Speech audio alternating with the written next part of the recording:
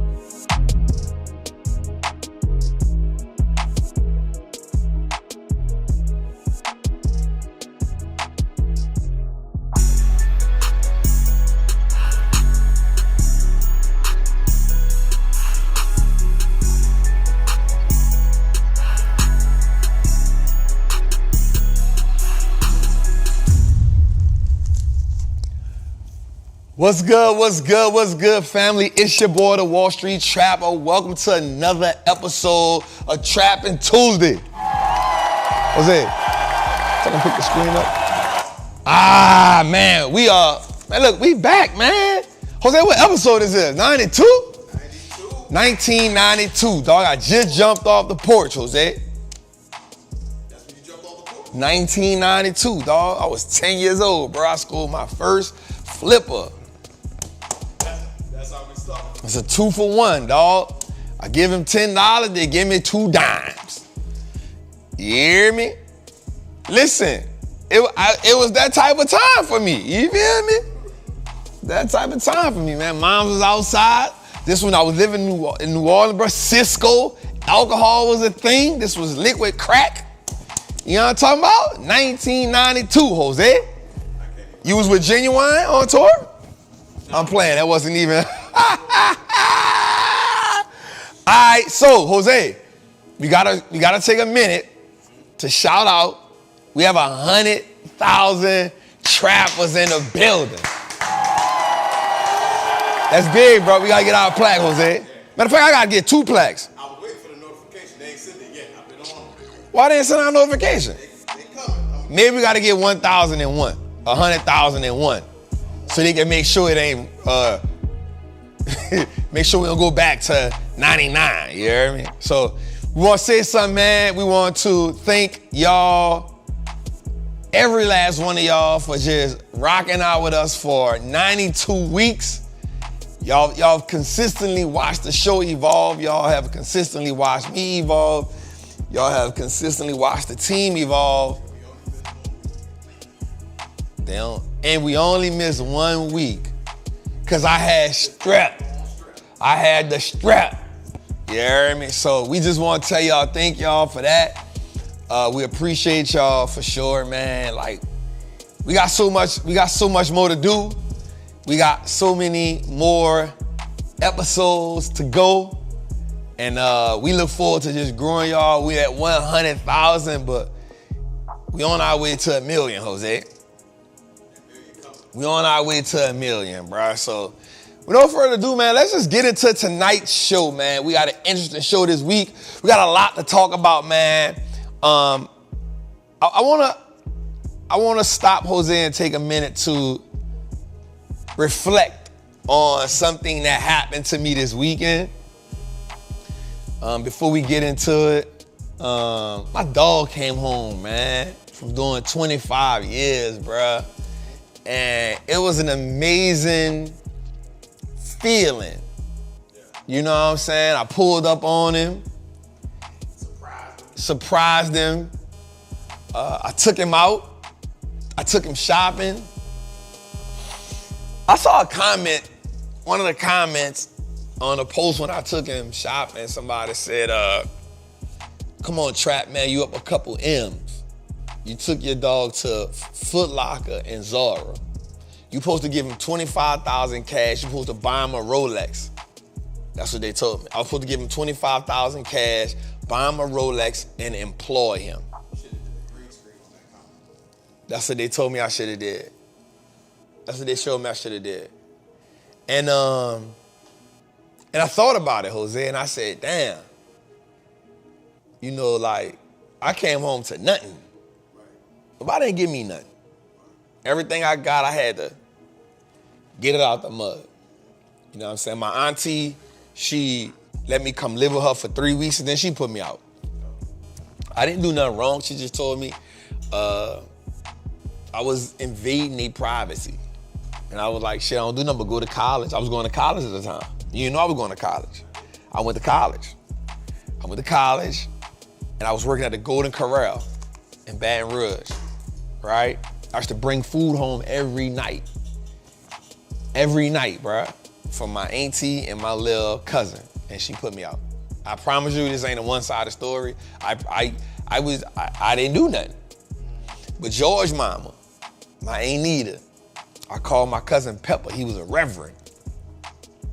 And my cousin Pepper used to come get me sometime from the halfway house. You know what I'm saying? Just to ride around, bro. And let me feel free. And my cousin Pepper said, I got you. I'm gonna go by, we went by Anita's house, and Anita said, look, I slept on the sofa. Right? And say, bro, like, I was talking to my homie, man, and he was so appreciative. He was like, dog, I've been home for 2 weeks, and I kept telling him not to judge his family. You know what I'm saying? I was like, bro, like, he was kind of upset with his family a little bit. You know what I'm saying? He was like, man, I've been home 2 weeks, man. Ain't nobody take me to do this, ain't nobody take me to do that. And I said, you gotta realize something, bro. I have my freedom.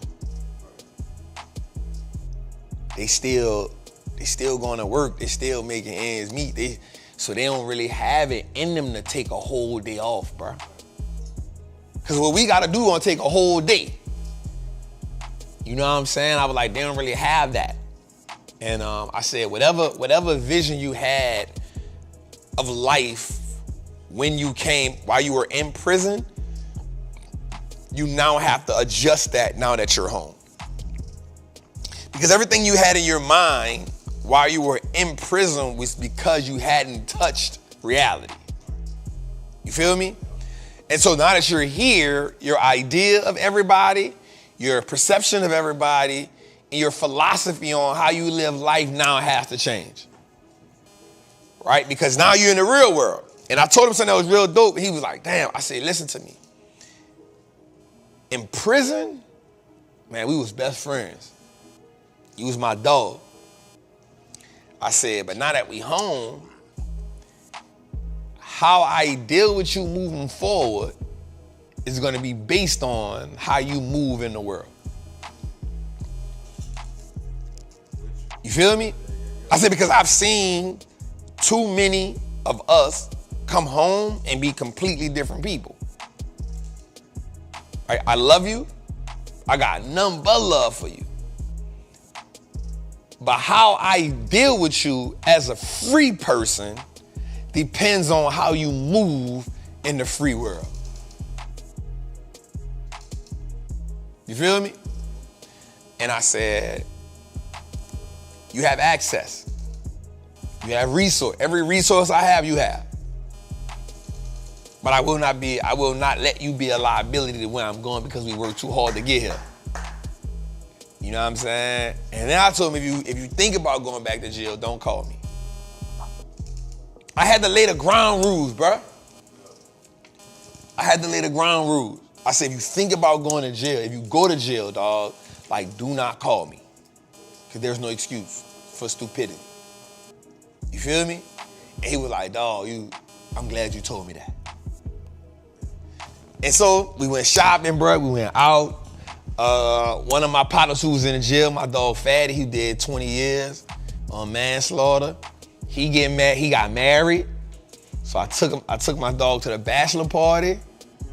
He had a field day, right? He loves Jay-Z, so I bought him some Douce.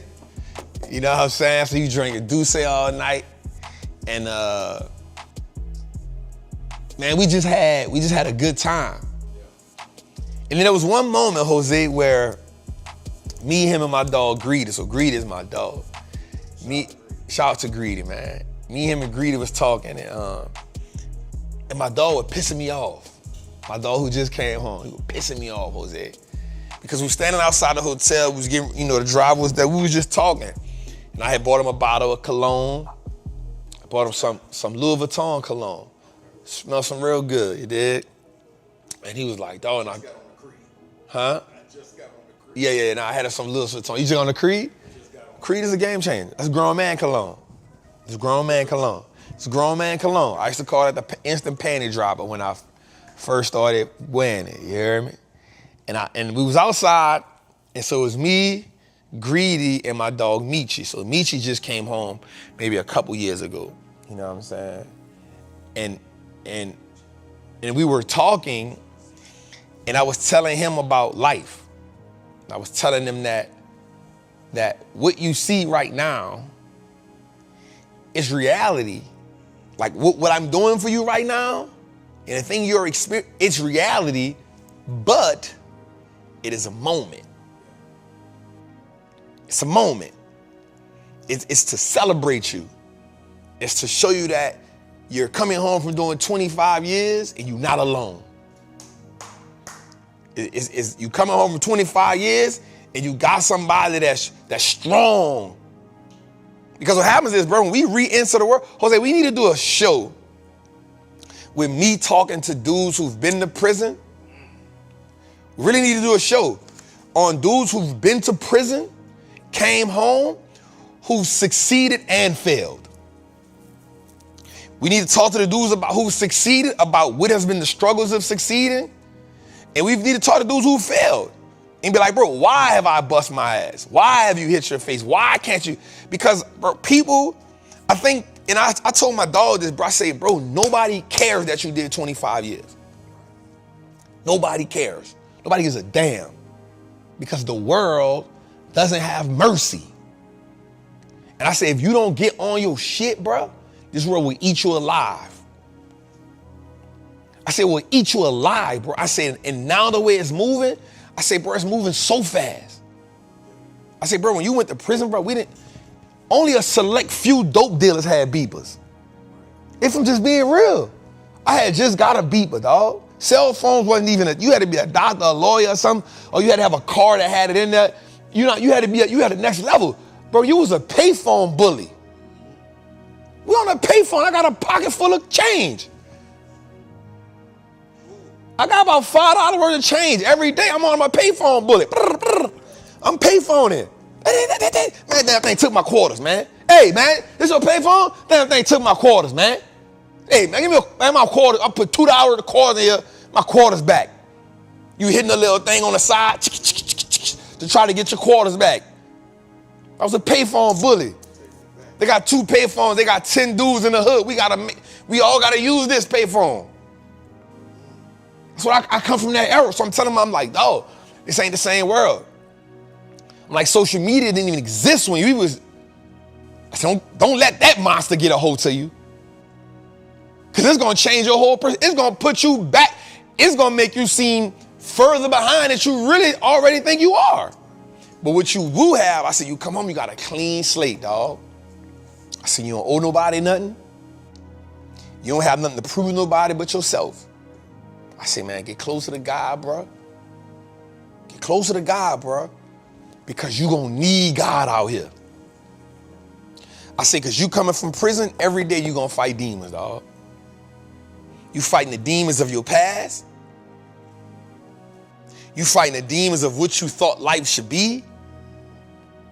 You fighting the demons of insecurity. Because you're gonna be insecure. Yeah, and I had to let him know, like, the hype of, because what I'm gonna be real with you, I think one of the worst things that happened was me posting that video because it went viral. It did like 1,000,003 views in 3 days. It ain't even that he feel it. The people around him are telling him that the video going crazy. Like, yo, 1 million and some people saw it, because the people around you understand the power of social media. And so they like, bruh, like, there's a thing that, and now because people know me, Now they walking up to him. Say, bro, you just come home. Salute, dog. Say, bro, salute, dog. And he's shell shocked. He like, bro, who these people? I don't know these. I'm like, it's all good, bro. We walked everywhere we went. Somebody was like, what's up, Trap? What's up, Trap? My partner, the sneaker peddler in New Orleans, hit him up and was like, Trap, he just come home. I'm about to give him a pair of tennis shoes.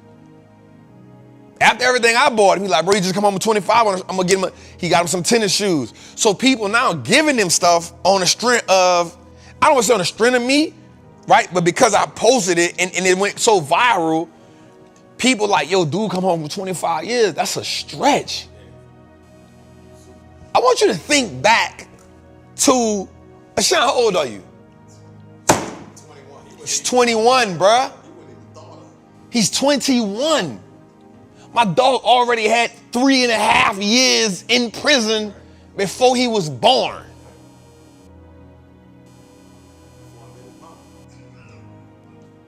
You feel me? He come to jail in late 2000, early 2021, because he did 23 and some change. And so I'm talking to him, bro. He made me mad because I'm talking to him about life, Jose, and I'm like, bro, like, and he was like, man, everybody see me like, I say, bro, let me tell you something. Nobody sees you like that. If you don't, and I'm trying to make him realize that his life does not revolve around the 23.5 years he done. Even though he's officially been incarcerated more than he's been free. Think about that. He went to prison at 18. He's 42. You feel me? But I'm trying to talk to him and tell him like, bruh, that's not your story. Your story starts now. That was a part of it, but everybody you meet, I don't want you to tell them I did 23 years. Everybody you meet, I don't want you to leave with, I just come home doing 23 years. Because now you're starting to paint that pit and I don't want you to do that. You feel what I'm saying? And so I'm saying all that to say that at this point in his life, he has to be obsessed with the process of being better. He got to be obsessed with the process of being more than what he once was. He has to be obsessed with the best version of him and not the last version of him. He has to be obsessed with the process. And here's the thing about being obsessed with the process, Jose. You got to get so growth and comfortableness, they don't coexist. They're actually arch enemies. And you have to be willing to tame one or the other. Because if you're not, you will be subdued by the comfortableness. And that is where most people die. Because comfort, lazy, and procrastination is like quicksand. It slowly devours you. And before you know it, you are now living a life of regret. And you either gonna deal with the pain of uncomfortableness in the moment, because the future regret, the pain of future regret is actually unbearable. I hope I say that the right way. I hope that came out the right way, Jose. So like you gotta either deal with the pain of discomfort in the moment. Like, all right, yo, I don't wanna get up out this bed, but if I don't get out this bed and go to work or work out, the diabetes from my eating habits in the future gonna kill me. Right? If I don't get out the bed and work out, if I don't start eat, I don't want to eat, I don't want to drink the celery juice right now. It's super nasty, right? But if I get in the habit of drinking the celery juice once a day, it'll prevent some of the things that the doctor gonna tell me 5 years from now. That, you feel me? Like, so the pain of discomfort in the moment supersedes the future pain and regret from the circumstances you could have prevented. That's the way it was supposed to come out. That's the way it was supposed to come out. I just needed to talk it through a little bit more, Jose. I needed to talk it through a little bit more, right? And so and it's did something to me. And I know we're supposed to be talking about stocks, y'all. I'm having a moment right now. So I'm watching my dog who did 20 years for manslaughter. I'm like, Fatty did about 17 years, something like that, for manslaughter. All my partners really did time, bro. If I'm gonna be honest with you. All of them. Like the ones that I'm really, except for Greedy. Greedy ain't do no time. My dog Ghost did a little time. My dog Pig and Jermaine didn't really do no time. Them some of my closest friends. You know what I'm saying? But other than that, everybody did time. 5 or better. So I'm talking to Fatty, man, and Fatty get married. You know what I'm saying? He get married, and I told my dog when he got married. Now, mind you, I'm 42. I've been to more funerals than weddings, Jose. Right? And I'm watching my dog walk the aisle. And in a way it lined up like me and his sister was last. And I know he took a pride in me walking with his sister. I know that meant something to him. You know what I'm saying? I know that meant something to him. And so we were the last two. So he had the maid of honors. That's what they call, right? The maid of honors. That's what they called. The bridesmaids. The bridesmaids. That's how you know I ain't familiar with it. I'm calling people maid of honors, like they in the prom or something. You hear me? So they on one side, and then the groom. Thank you, LaShawna, for helping me, because I'm about to say something else stupid. So the grooming on the other side. So we wound up being the last two, Jose. And so I'm right there, and I'm the only one. I turned my handkerchief into a pocket square, right? Because it just looked real cool. So I'm watching my dog. I've been knowing him for 20 plus. I've been knowing him since 2000. I met him in 2000. So I've been knowing him for 24 years, right? And he went to jail in 1997-ish. 97-ish. Yeah, 1970. So I think he came home. So he did 10 years. Yep, he did 97 to, yep, he did about 12 years, something like that. So Fatty saved me from a murder charge, Jose. I told you about this before. So when I first came home, bro, my life been all kind of crazy. So when I first come home from prison, I'm in New Orleans. And I moved in the 7th Ward, so I was hustling. And this dude told me that this other dude wanted to set me up and rob me. And so I was like, what? Rob who? Jack who? Bet. So I called Fatty. I'm like, say, son, come spin. So Fatty come spin on me. I already got them things up, so I put it in front of Fatty. Fatty like, say, let's ride. We get in the car, and Fatty stopped me. He said, let me tell you something right quick. Before we pull off, I want you to know something. He said, don't let nobody make you do something that they want to do and you be the crash dummy for it. And I said, what? He was like, bro, you know for a fact them dudes don't like you? You know for a fact that them dudes don't? He said, listen, bro, we just come home. We can't wear that on our chest like that. We can't be itching to go back. But if you really think your life in jeopardy, I'ma slide with you.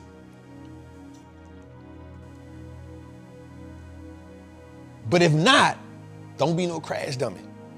Just because you know you're willing to do something, and because somebody else know they done check your jacket and seen you with it, don't be a crash dummy for somebody else. And I said, you know what, bro? You're right. I don't know. This he said. So what I wound up doing was, I'll be honest, I moved. Because I knew me. If I stayed in the neighborhood, I would have then held a grudge against the dude who I felt was putting me in a cross, which would have still put me back in the same situation I was in. So my dog was like, dog, don't let nobody. And so in prison, we call that a Wichita, right? It's called a Wichita. When somebody try to throw a cross, like if you want me to do, you get me and that person against each other and you throw the brick and hide your hand. And we take care of each other and then you come out on top. You call that throwing a cross. You call it a Wichita. Don't even worry about that. Don't even worry about that. Don't worry about that. So I'm watching my dog and I say, dog, I love you for that. I said, I love you for everything else, but I love you for that because I would not be here. Those are one of the most pivotal plays on my journey. And so I'm saying that to everybody right now because before I get back to the wedding part, I want you to understand something. There are key decisions on your journey that are essential for where you are right now. Like they're essential.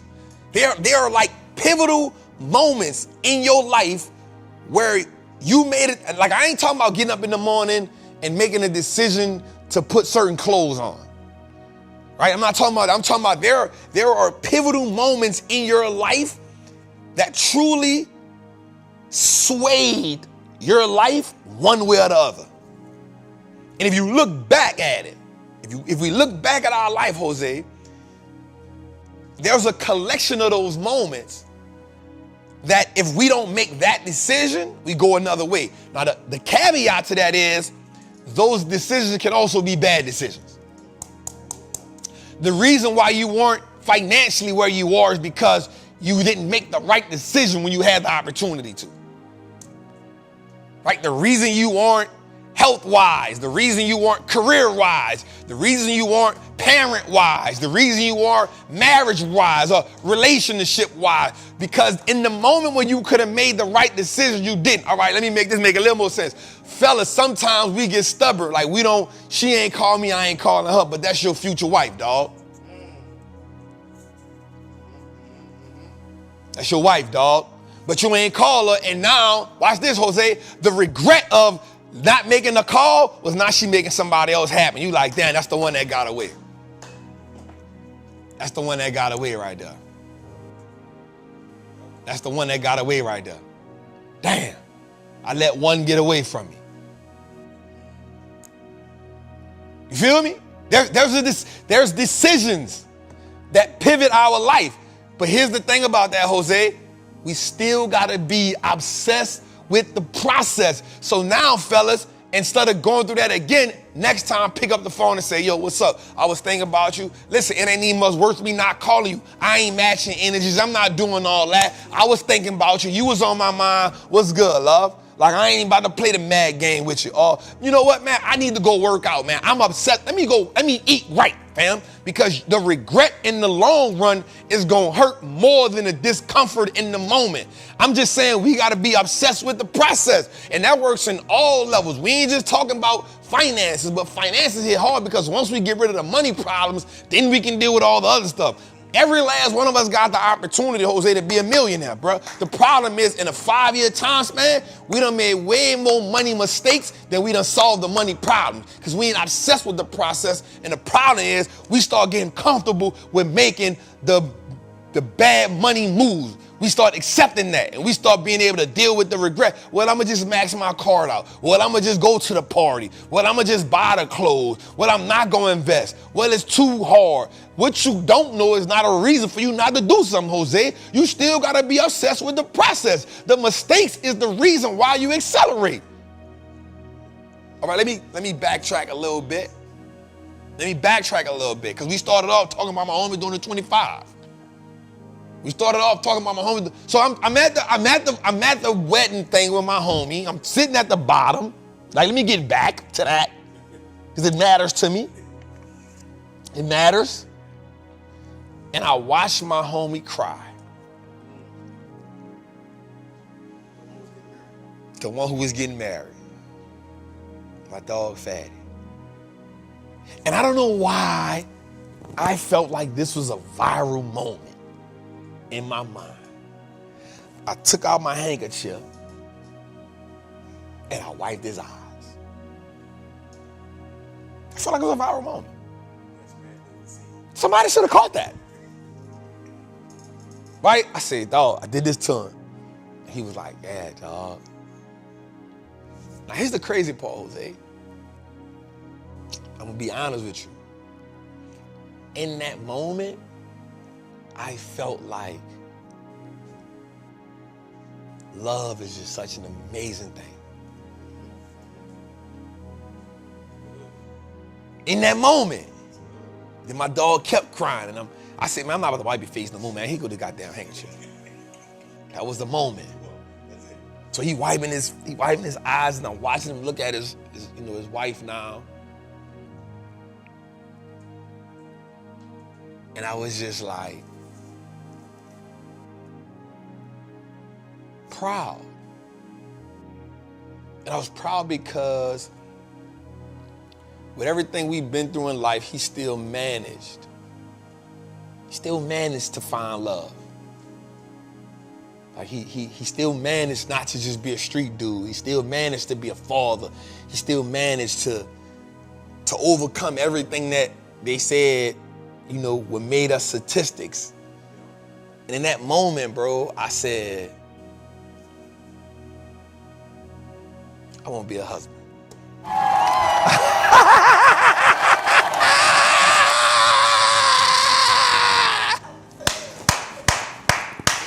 Welcome to Trappin Tuesday, episode 92. Jose, we in the building.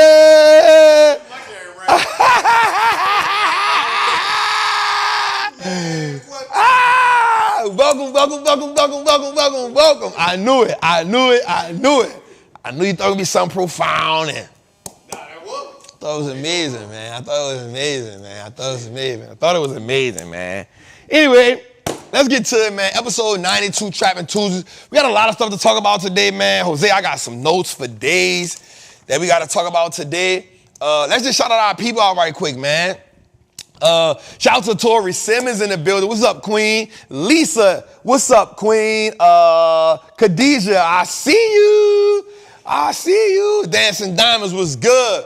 Right? Tanya Wilcox, I see you. Roxanne, I see you. Tamara was good, family. Felicia in the building. Let's just give a shout to all our travelers, Jose. How you feeling, Jose? Amazing, bro. You feel good? Back in the gym. You back in the gym? I'm obsessed. Mm. I'm passed out on that. That's good. Obsessed. That's good. I ain't passed out since we was on the road, me and you. That's good. That's good. I like it. All right, so we had an amazing live in-person show. Salute to that. LaShawn already hit me up talking about what's the date for May. I say, wait a minute. Let me recoup. You act like that ain't take a lot out of me. So shout out to all my people that came in. We definitely may do I guess it's May 1st, huh? We'll come up with a June. We'll do it in June. Okay. We'll do it in June. That way we give her time to recuperate. We come back next week. No, wait a minute. Wait a minute. Jose, do we have the link for the in-person? Yep. All right, so we got our people. Them tickets selling fast. I think we had like 18 people sign up. 20 people have signed up, Jose, for the Portfolio Mastery. 20 people have signed up. We only have, how many seats? 60 seats. That's 20 people in a week. Stop playing. Portfolio Mastery. Sign up for it. Use the link to get into it. We're going to teach you how to design, sculpture, how to beat the market, how to pivot in the market, how to set up two portfolios, one portfolio that beats the market and a long-term portfolio. We're going to help you break down what is a portfolio. Listen, y'all know one thing. 2 days with me and I don't have nothing but time. It's different type of. Then we're going to do the meet and greet the day before. We're going to let LaShawna plan that out. We might get some balloons or something. I don't know. We can make it look real nice up in here for y'all. So you want to get that, man? We have 40 seats left. 40 seats left, so get your tickets to that. Khadijah said, don't forget to invite me to the wedding. I'm still trying to find out what people's favorite color is right now, Khadijah. I got a long way to go. You know what I mean? I just know it's...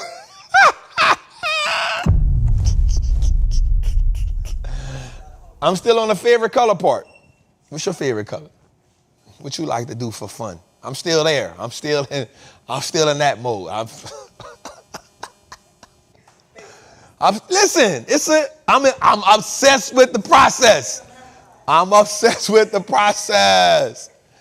I do think I let one or two great ones get away though. I do think I let one or two great ones get away. Nah.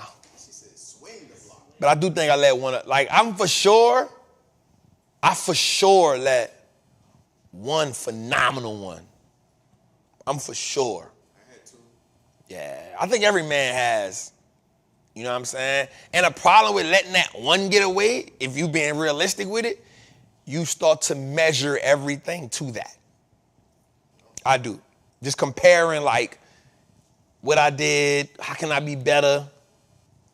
Something simple is like I'm gonna be honest with you, like every time I open the door for her, she always opened the door for me. So if I open my door and somebody don't open the door, I'll be like, man, you tripping.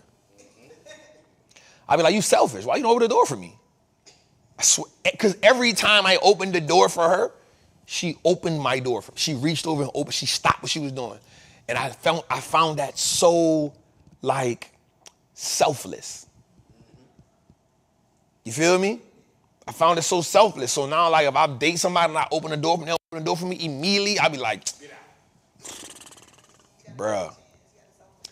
I'll be like, bruh, why wouldn't you open the door for me?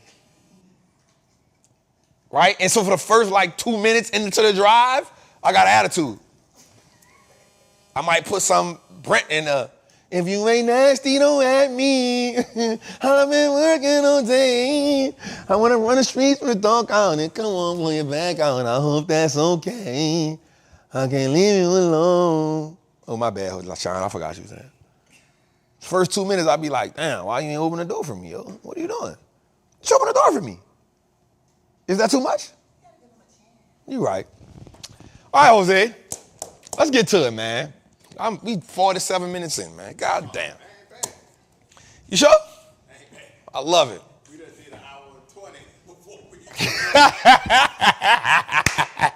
Let me say this, man.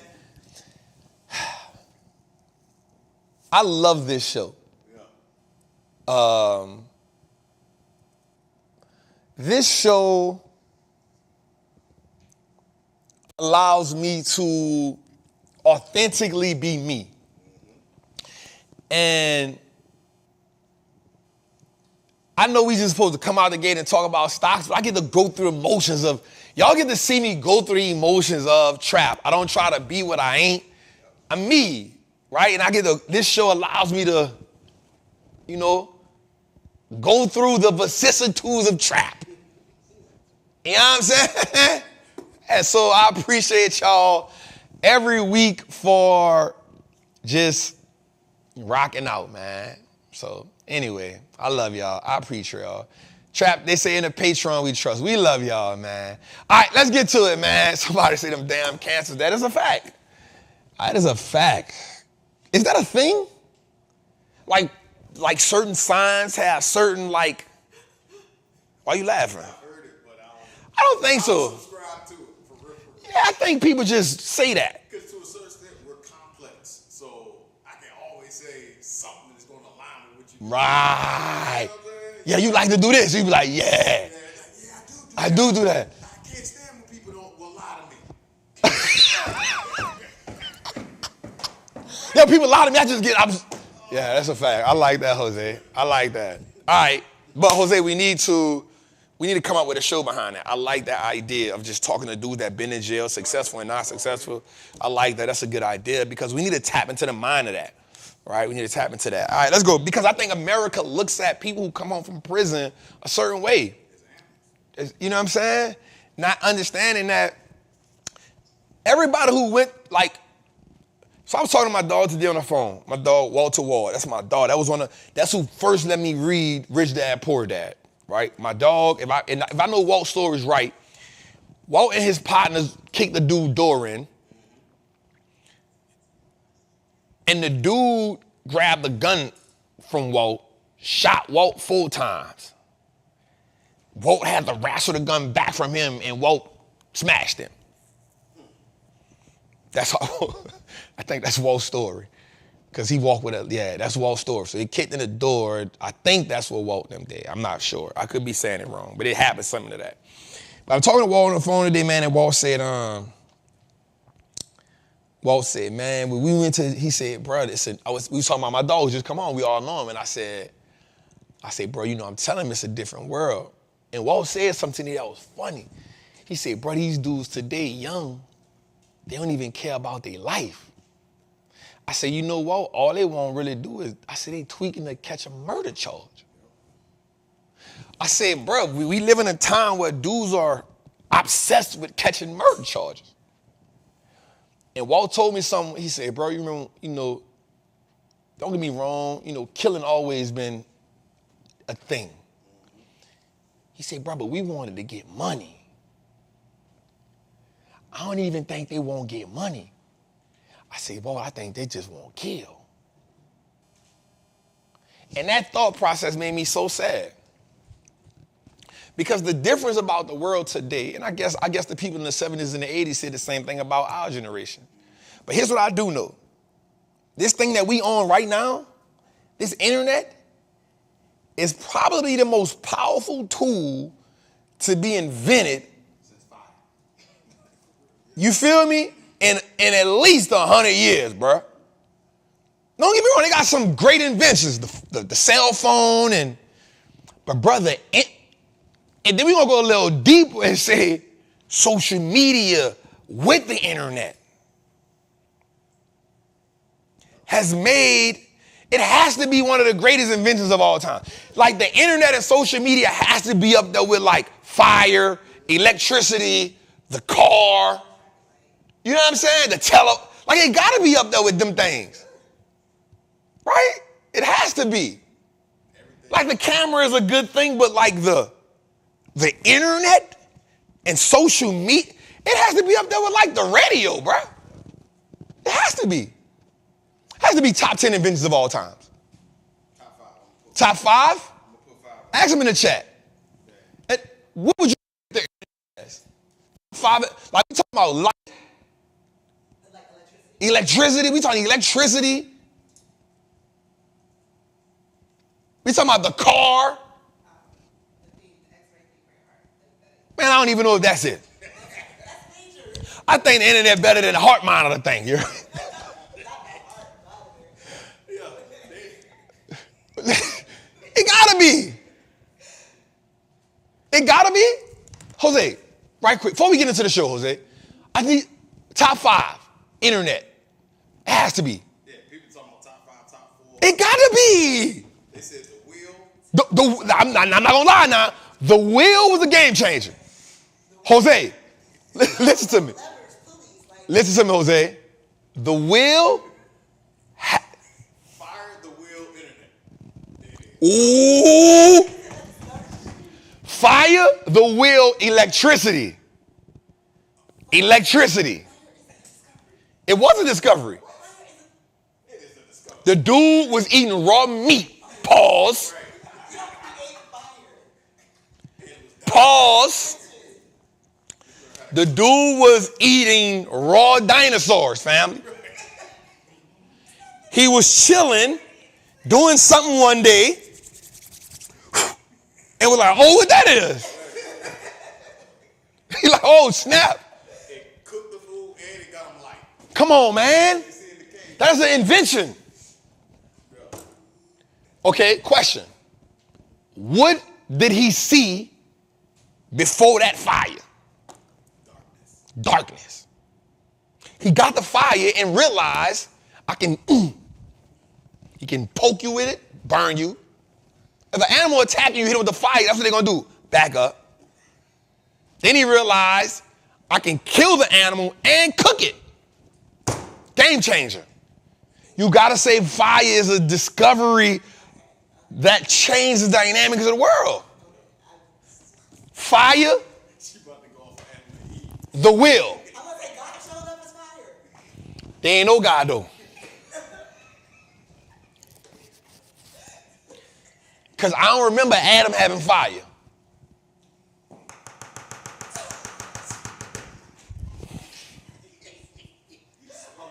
He had fruit. Adam had fruit. But he didn't have fire. The man, Jose, I'm with you. Fire, the will, electricity, the internet. Hands down. Top 4 ever. There's no mention of it. That's what I'm talking about. Adam. Exactly. God showed up as fire. He ain't say, Adam, here goes some fire. He didn't say, Adam, here goes some fire. He said, here goes some fruit. Shh. All right, so next, Jose, we got fire. I'm blaming fire as a discovery. The will, electricity, and the internet, bro. I'm with that.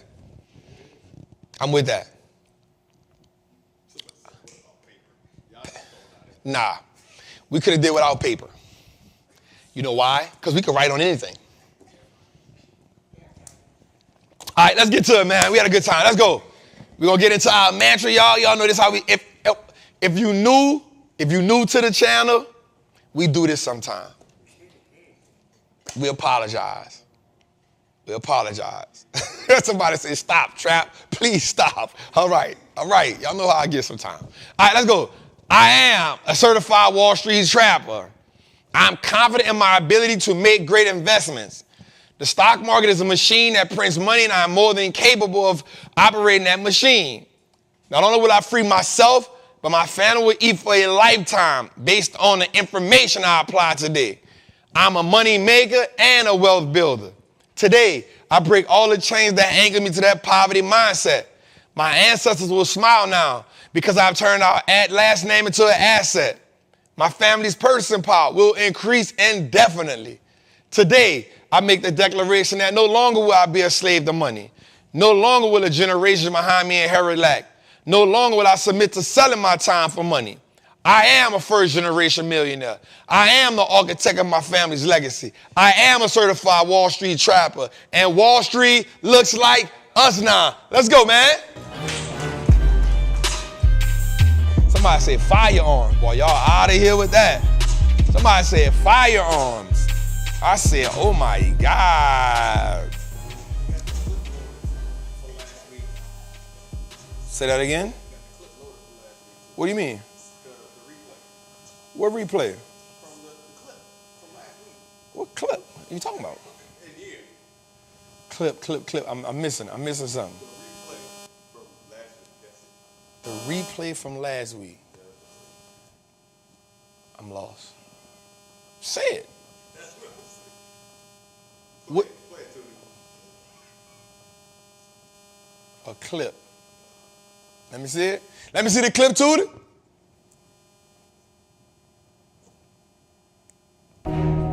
One of the things we want to cultivate in here is experience. Right? We want them to feel the energy as soon as they come in. So what time we letting them in for? We said 5:30, but we could push back to 5:45 because that's what we thought. I'm here, Trap. We out here. Been running hard ever since, man. We trapping. If they know about heart, we give them $100 on the spot. That's what I'm talking about. I was like, I have to be here. So I drove 5.5 hours to come up to see you, man. Thank you so much for everything you've done for us. Trap has been an inspiration to me for a minute now. So, it's working for me. I know it'll work for y'all. So y'all tap in. It's all about how do I keep evolving? How do I keep getting better? How do I keep showing the process? How do I keep getting my people to think bigger? Oh, that was good. Hey, shout out to the squad. Oh, my thing. There we go. Give me some bombs. So, man, y'all be on the lookout for our next one, man. It's gonna be amazing, man. All right, let's get into it, man. We got a lot to cover in a little bit of time, man. All right, so What a hell of a market this month, man. So we ended the day, the last day of April, with all indices down. The crazy part about it was maybe like 1 o'clock, it was like, all right. And then it just was like, you know what? Hell with it. Flush it.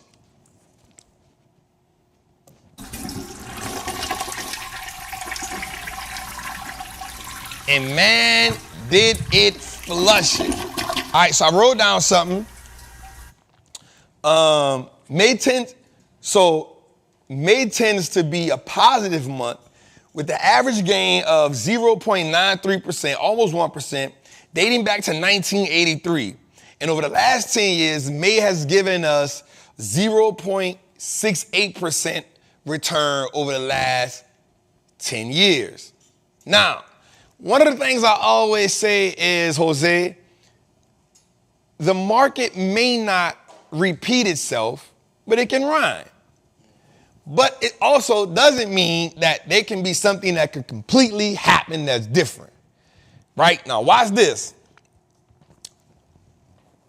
Typically, April is the second best month in the market with an average return of 1.4%. Right? So if we basing how we approach the market on data, April should have been a fairly decent month in the market. But instead, we go into May with the S&P down 3.67% in April and the NASDAQ down 4.61% in April, making it the worst month in the market since last September. 3.67% in April for the S&P and 4.61% in the NASDAQ in April. What are you doing? Are you notes? All right. So, which made April the worst month since last September, when we got a bloody September, October. But I wrote some notes down. The weakest months is typically March, August, and September. Right? So remember, this March, we had an okay March. It wasn't a phenomenal March, but that's when we saw kind of like the change starting to happen. Like toward third week of March, we start seeing things shift around a lot. Like, I see what's going on here.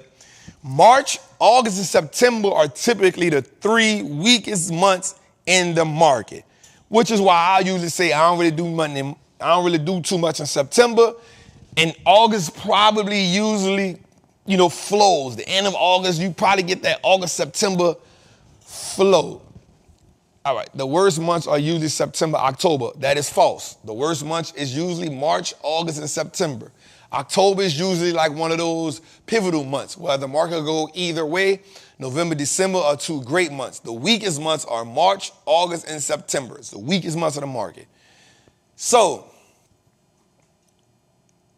here's what I got to think about, though.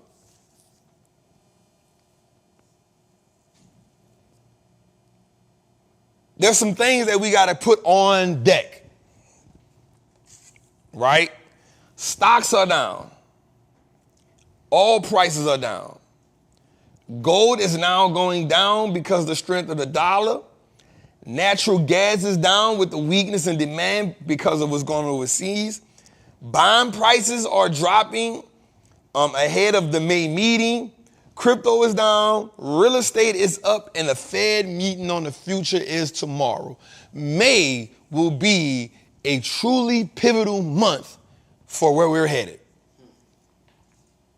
Especially because today you got some really, really, really weak numbers with the consumer price index. All right, I want us to take this in. I want us to take this in. Right? I want us to take this in. Here's what I also want you to understand. I wrote this down, it came in my head. Volatility transfers wealth from those who can't handle it to those who are prepared for it.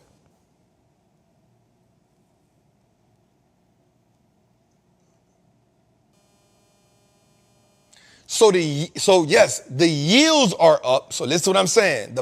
I'm not talking about the bond. So we're not just talking about the 10 and the 2. So we talking about I'm glad you said that. So somebody said, Dollar Bill said the bond auction. So boom. No, not Dollar Bill. Somebody else said it. I missed that in the thing. They said bond yields and rates are up. I'm not speaking about that. What I'm speaking about is when they go to the bond auction, bonds aren't selling. Those are down. Right? So if you look at the last 2 bond auctions they had, very few bonds were sold. So that's what I mean by bonds are going down. Meaning the bond auctions aren't booming like people aren't buying the US bonds like they once were. And that is a problem. Right? So, yep, CPI and consumer price and consumer confidence is down. So those things are up. Well, the CPI, the numbers are different from what the Fed expects. So that's what I'm saying when I say about bonds. So not the yields itself, but the number of bonds that are being sold. Or if you go look at the last 2 bond auctions they having, bonds aren't selling. And that is a problem.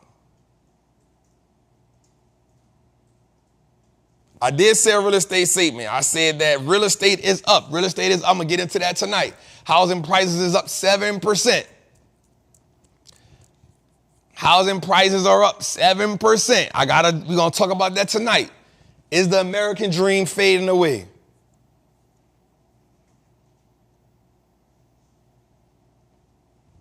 So that's what I mean when I say bonds, because now nobody wants to buy the American bonds right now.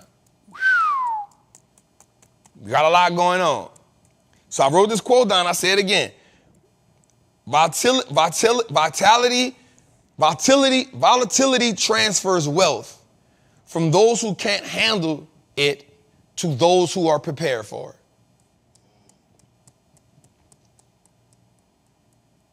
And the reason why we say that is because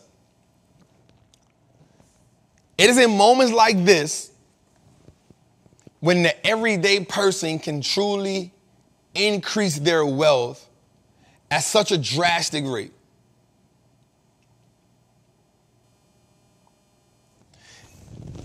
When we go back and we look at history, one of the things I love for us to do is I want us to look at history.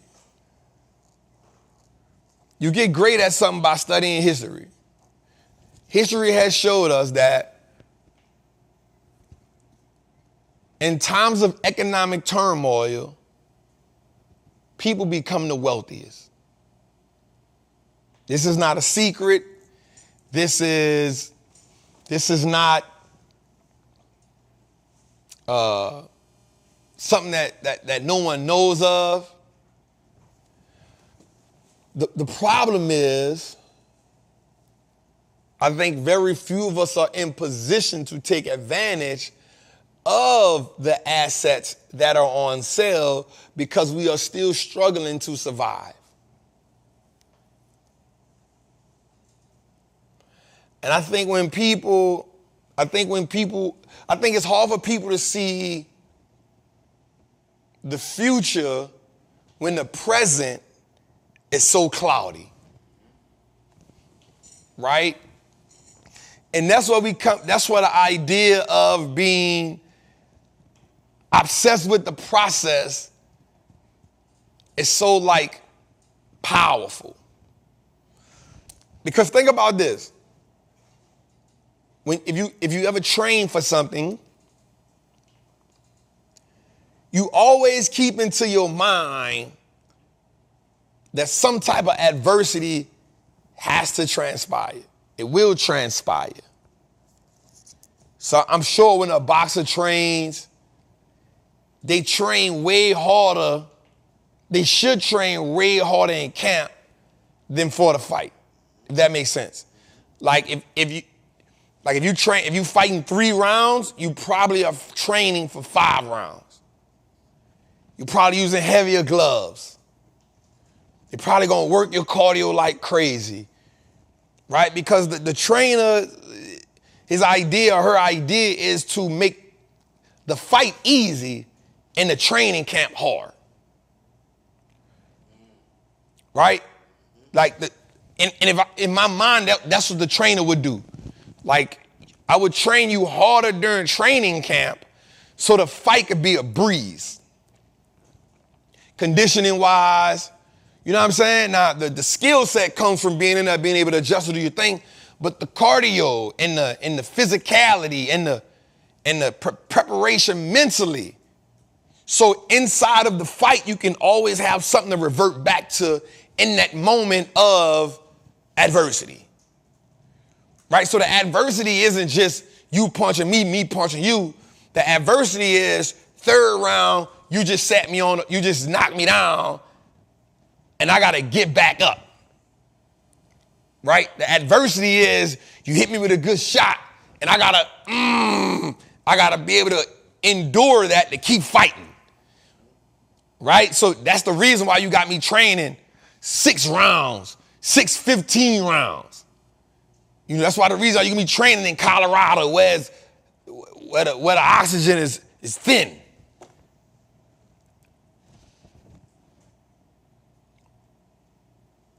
Financial uncertainty is 100% adversity. But on the other side of the adversity, there's a reward. Most people can't get the reward because the adversity takes them out. And the reward is being in position during the adversity so that on the other side, your net worth is tripled. No matter what it is. No matter what it is, my goal is during these hard times that we be wealthier on the other side. It's not saying that we might not get in a bad position here and there. It's not saying we might not take a bad trade. I haven't met an investor that hasn't made an investment that didn't go his way or her way. I haven't met a trader that hasn't made a couple trades that didn't go their way. So you see people on Instagram, they say, oh, you told people do this, oh, you told people do that. Everybody, Jim Cramer been on TV for 30 years. He's managed he's worth over $300 million. He's managed billions of dollars. He still makes bad trades here and there. Still makes bad, it comes with the game. Right, it comes with the game. One of my favorite investors, Bill Ackman, made 2-point-something billion during the pandemic, but guess what? He lost $400 million on a Netflix play a couple years ago. Matter of fact, a year and a half ago, $400 million on a Netflix play. It happens. But that should not ever discourage you from playing the game. And the problem is you'll get people who can pinpoint all the wrong things that you've said or stocks that didn't go your way, but that's a part of the game. It still doesn't take away from how amazing the game is. And that's what I want y'all to understand when it comes to this game. I want you to understand, yep, you know what? I'll take a loss. It comes with the game. But the loss should never discourage you from playing the game. Everybody can't go undefeated. Everybody can't go 50 and like Floyd. But Ali still is one of the greatest. Ali still one of the greatest. Evander Holyfield, still one of the greatest. Can't take that away from him. Jackie Robinson struck out before. Still one of the greatest. It's a part of the game. And you should never get in this game. It's about to be good. One, you should never get in this game with your last. Because your emotional connection to your last is 100% different when you got a little bit money sitting on the side. Y'all know our thing now is you need to have 1,000 to 1,500 saved before you get into the market. I'm standing on that. Trap, I got a high 600, go save it. Save it. Trap, I got a high 1,000, save it. Now start working toward investing.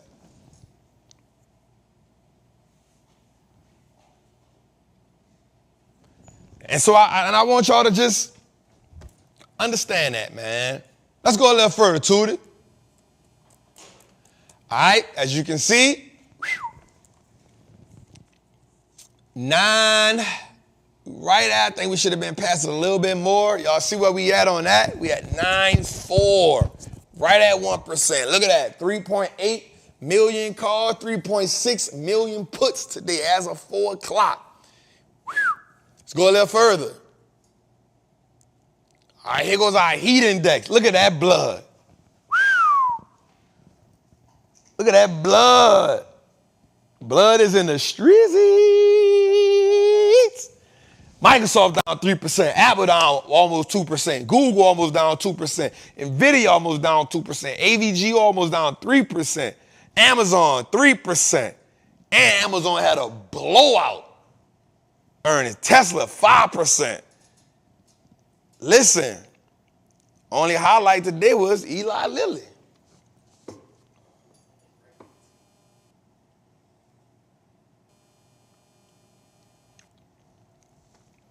Eli Lilly. Let's go a little further, Tootie. Our fear and greed index went up a little bit. Last week was at 40. So we at 41. I mean, we gained 1% or one notch. Whatever they want to call it, Jose. We was at 40 last week. This week we at 41. 40. Stang, come here right quick. Damn, she looks so pretty. She just got her hair done. Damn, look at my baby. I love that girl, dog. Say, bro, I love being a daddy, bro. Damn. Made my heart melt. Let's go a little further, Tootie. All right, let's get into the recession portfolio right quick. All right, we see the AMAT play. Bam! We was down $100. That thing today went sick. I ain't gonna lie, we bloody today, cuz.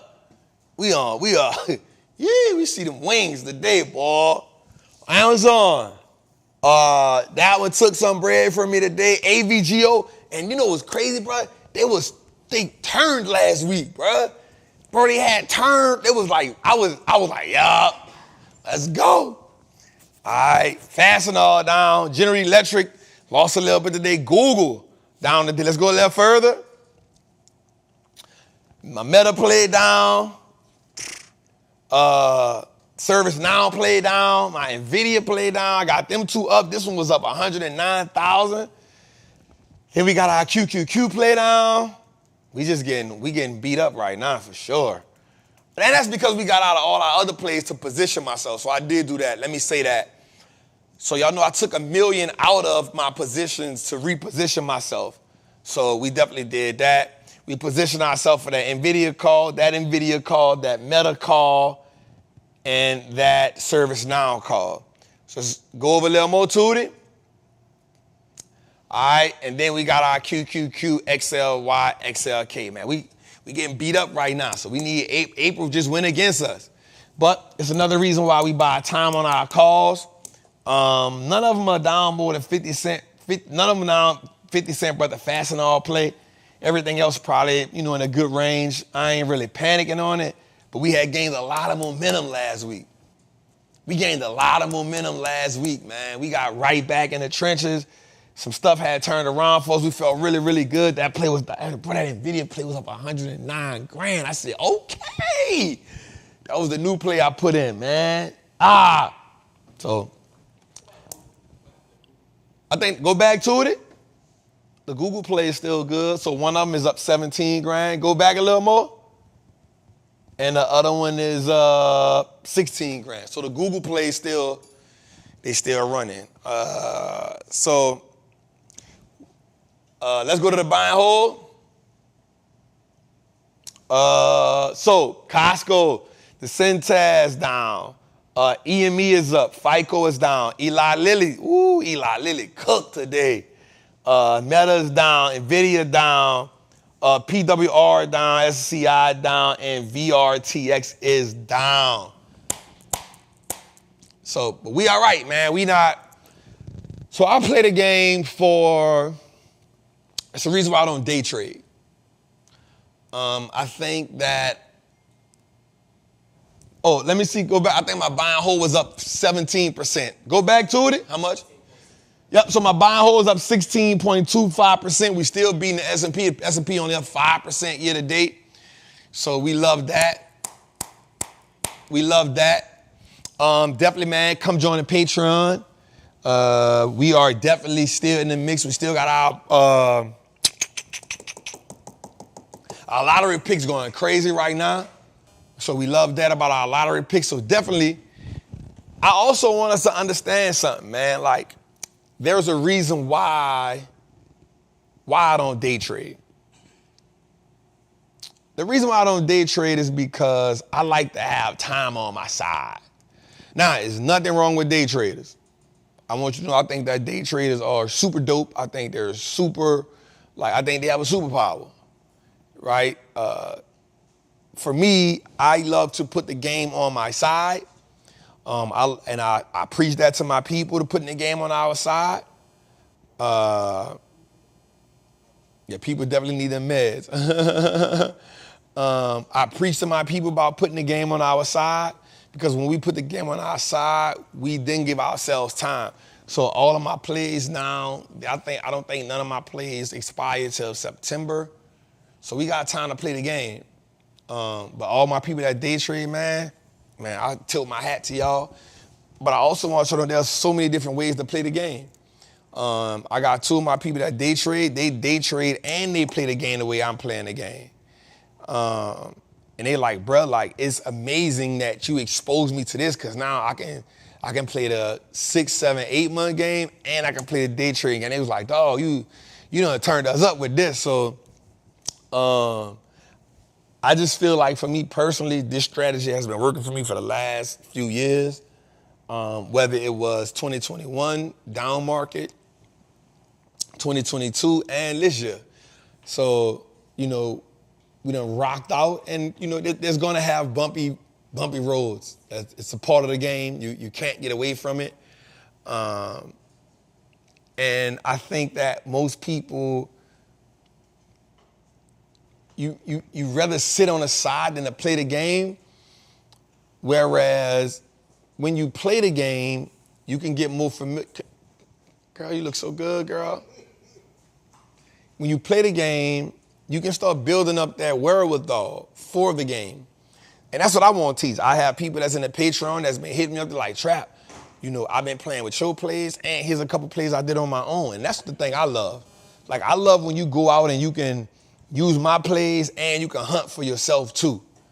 I also say this, who's going to show you the wins and the losses like me? Because I'm obsessed with the game. I'm obsessed with the game. I love playing the game. Win, lose, or draw, I love playing the game. There's nothing that will take me away from the game unless they shut the game down. And I ain't gonna lie, I can't never say what they not gonna do, but I don't think they're shutting it down no time soon. Can I get a kiss? Girl, come give me a kiss. Go a little further, Tudor. All right, April food, man. Stock market today sinks 2% as stocks plummet to the worst in the month. So April is now the worst month in 2024, and we have about, 8 more months to go. Now, I'll be real with you. If it get worse than April, we up shit creek without a ladder. Paddle. Something to move it. A motor or something, you heard me? If it get worse, because listen, the NASDAQ down 4% this month. The S&P down 3% this month. This is worse than September.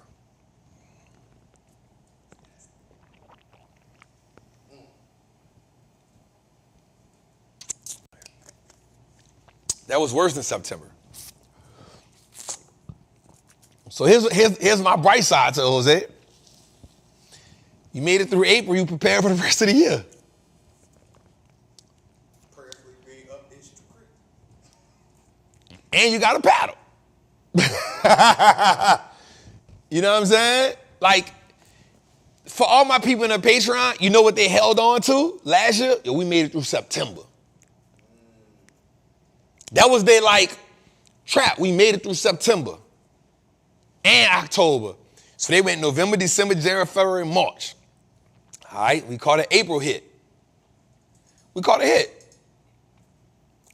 hit. I made 2 plays, 3 plays for a loss. CrowdStrike, PANW, and Uber. I took 3 losses. I've never taken 3 losses in a row. But it wasn't in a row because we did good with General Electric. That banged out for us. We put another NVIDIA play and that banged out for us.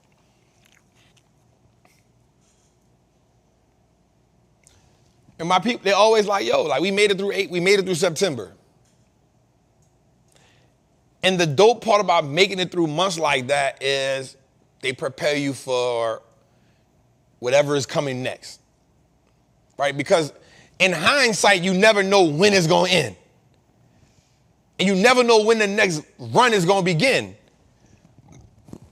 But if you're in position, you take advantage of it.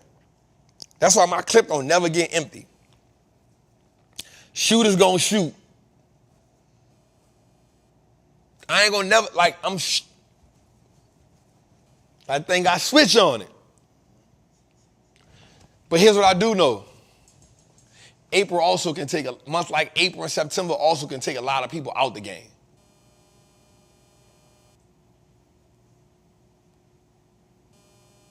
You feel me? Months like April and September can also take a lot of people out the game. And those are the people who I'm empathetic for. I don't feel sorry for them. I'm empathetic for them because, example, Jose, one bad relationship shouldn't make you give up on falling in love. You should be able to go back. Let me see if I can say this right, Jose. Adversity should turn into insight.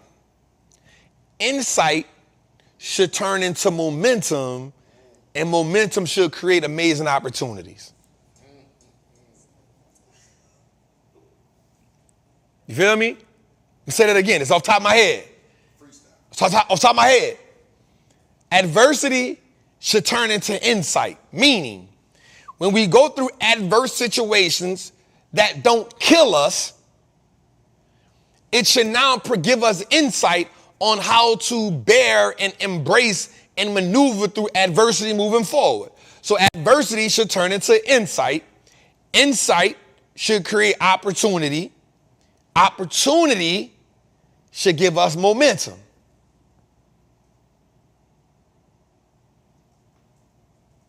You with me? Mm-hmm. Momentum should help us attain success.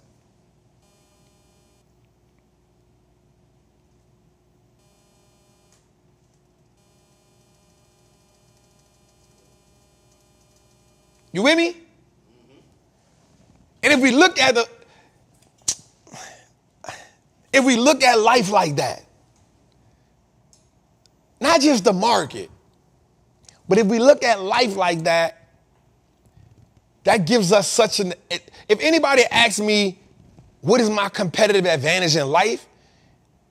It would be my ability to stand tall in the face of adversity.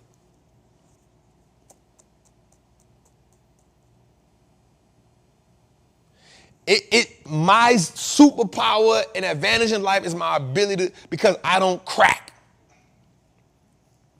I'm always trying to see what's the bright side of this. I'm always optimistic on what's the other side of this. Because it gotta stop raining sooner or later, bro. And I just won't be in position to be I won't be at the end of the rainbow where the pot of gold is. And I can never do that if I let the rain discourage me from going outside. A famous prophet once said, when it rains, people get wet. DMX. All right, let's go a little further, Jose. All right, big risk for the market and the economy from the most to least concerning. Continued high inflation. We are at 5%, bro. The Fed cutting too late or too little, meaning they let it run too long. Global economic weakness. These wars ain't good for nobody. Supplies disruptions because of the wars. And the Fed cutting too early, too much. All of these things are pivotal for us as an economy. I'm not gonna lie, Jose, we are in a spot we haven't been in a while as an economy.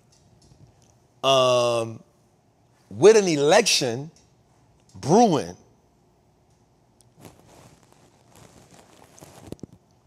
And I'll be honest with you.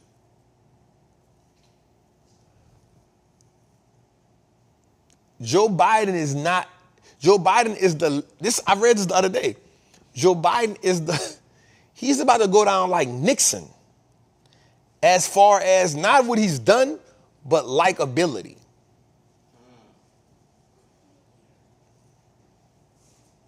Like, I've read a report that said like his likability is like 30-something%. Now, here's my thing about that, Jose. I'll keep it 100% real with you. It's not that I'm voting for Donald Trump. It's not that I like Donald. Here's my thing about Donald Trump. How can you be fighting charges and still run for president? That is just blowing my brain. I'm not even gonna lie to you. I'm not even gonna lie to you, bro. Like, I don't even care about if he's good for business.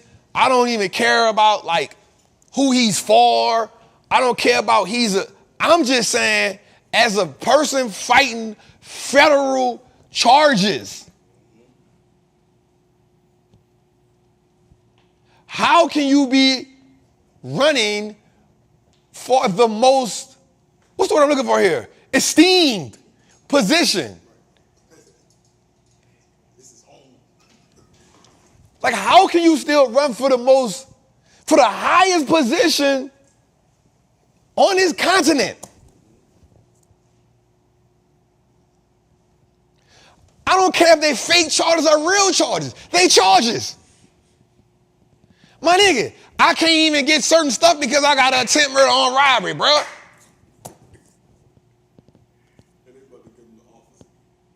Bro, that thing is 1999. They be like, I'm good. My dog went to jail for like burglary. Bro, like, you gotta get a cosign. What? It's a shoplifting. You feel me? Yo, my dude fighting bribery charges.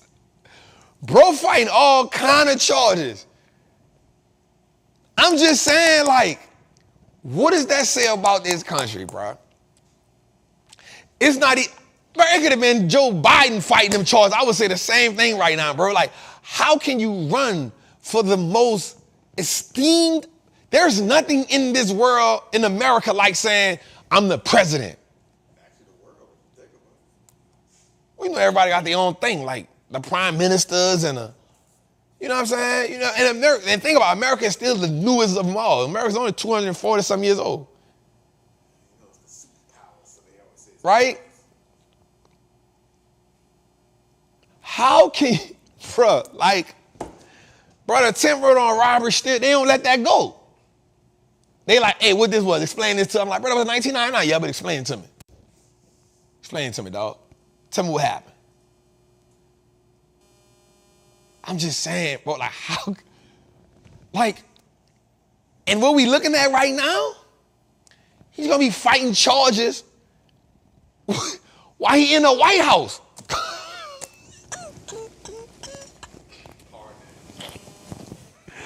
My dog gonna pardon himself, cut.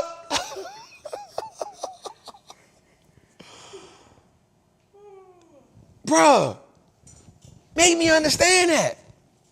I don't understand that.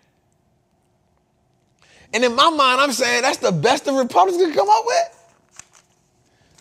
That's the best they can come up with is Donald Trump, dog.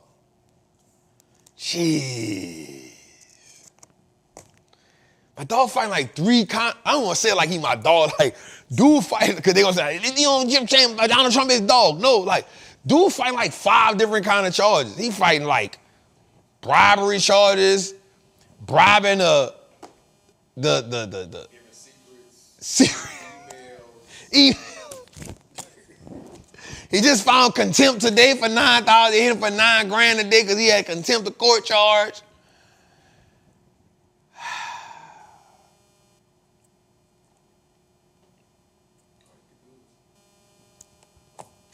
You found him, Sean? So we can list the charges out? 13 counts of criminal felony. That was when? August 14th, 13 counts of criminal felonies. Bruh, come on, bro.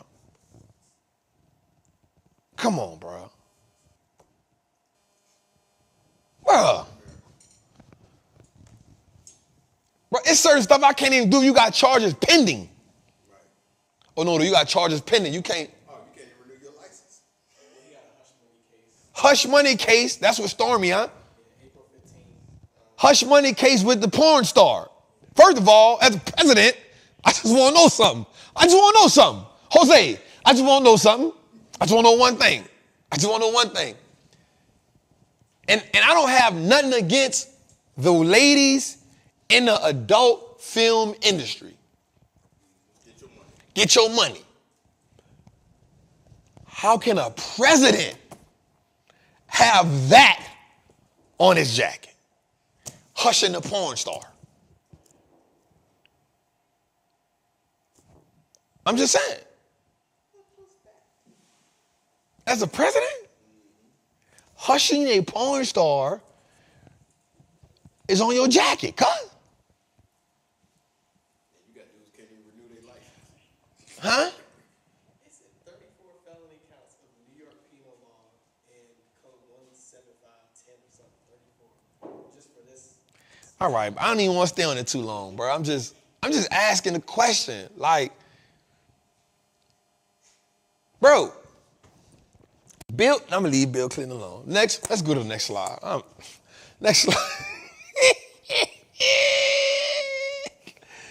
We know once Bill got that issue, he was out of here. Bill, we don't like, Bill, you can't do that. Bill, you can't do that. Bill.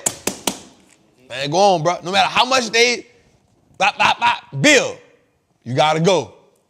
You gotta go now. I did not touch that woman. Bill, you're lying. You're lying, Bill. You got to go. That man, I'm gone, man. All right, next, man, we go. So a lot of people, I talked about bonds earlier.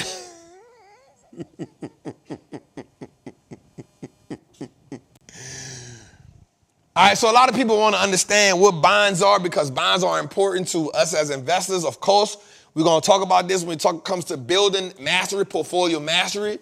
Make sure you can get that. Make sure I want to see y'all in there, man. Portfolio mastery is going to be amazing. Jose dropped the link for that. You heard me?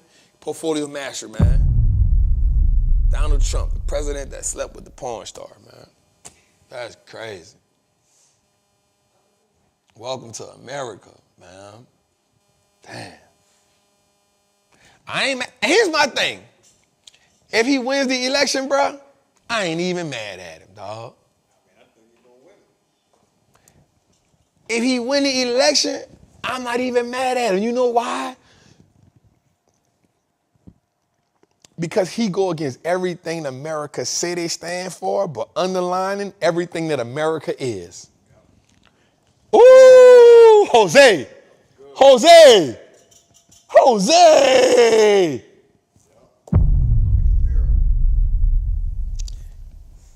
He wins the election. he represents he represents everything that America says that they're against, but he's also everything that America stands for.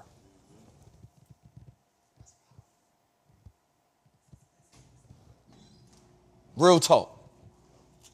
And I'm talking about on every level. On every level. Every level. Don't skip none of them. Every level, yo. That's all I got to say about that. Let's go a little further, man. Damn, Jose, we ain't even talking about stocks like talking about it, dog. The hell? All right, so we're talking about bonds. So what are bonds? Essentially, they're just a loan. Government and companies sell bonds to raise money for their projects. All right, I need you to know these terms. Take a screenshot. Maturity. This tells you when the loan gets fully repaid. Face value. This is the amount that is paid to you when the bond matures. Coupons. They are regular payments that you receive throughout the lifetime of the bond. Basically, it's interest on the loan. Do we got that? Do we understand that? Right? Let's go a little further to it. All right, then we got the yield, the return that you get from a bond based on the price you paid for it. This is a yield function. What you pay, price of the bond versus what you get, face value in the coupon. All right? Now, default risk. This is the risk that the borrower fails to meet their bond payment obligations. All right? This is the risk that the borrower fails to meet their bond obligation. Credit rating. All right? The score that indicates the default risk. A AAA is a low risk. A D is a high risk. Right? Secondary market. If you can't wait until maturity, you can sell the bond to someone else, but the price they're willing to pay can fluctuate. All right, the yield is the return that you will get on a bond. So when you see bond yields going up, that means bonds are becoming more attractive. Anytime the bond market, all right, I want to say this the right way, because I know some people that trade bonds and they go crazy. Right? The stock market is supposed to get you a better return on your money than bonds. Anytime the bond market is more attractive than a stock market, you have an issue. Right? Anytime in the bond market, the yields would increase as more people fluctuate to the bonds. All right.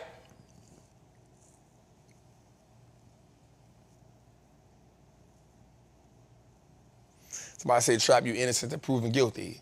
I don't care about you being innocent to proven guilty. I'm saying as a president, you shouldn't have charges on you. That's what I'm saying, bro.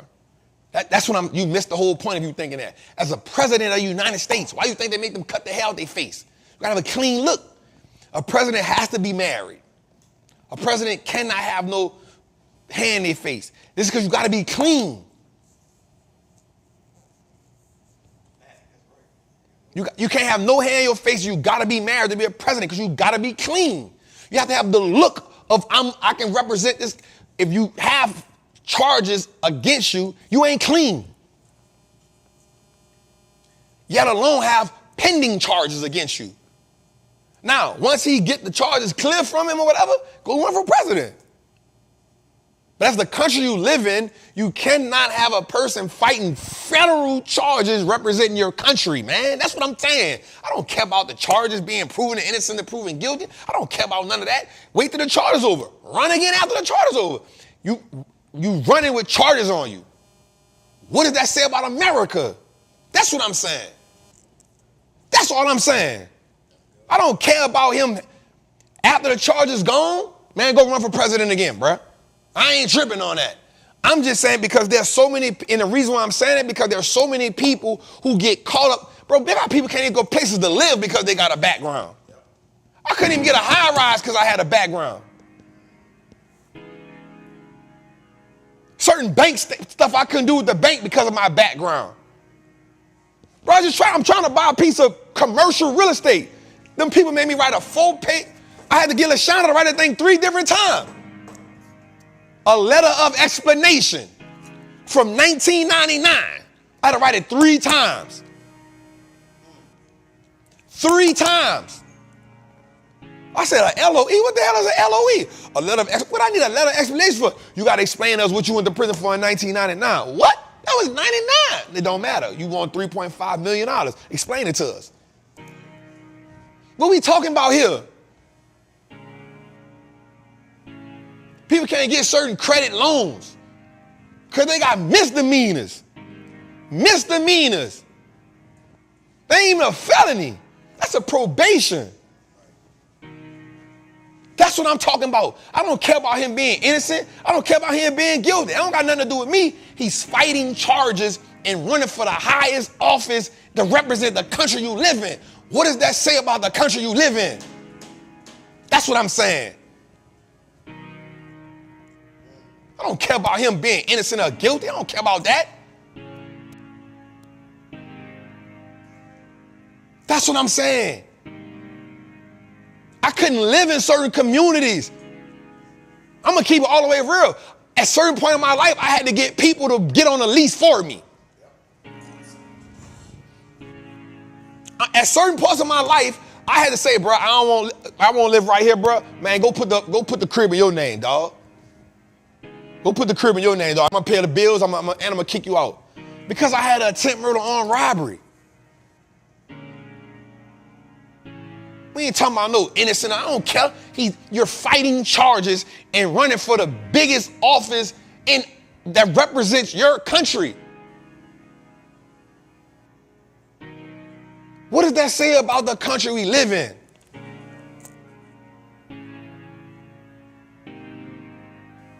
That's all I'm saying. I don't care what he do. He a man. Ain't none of us perfect. But there has to be a guideline on what you can represent, on what you can do. There has to be some type of clarity on that.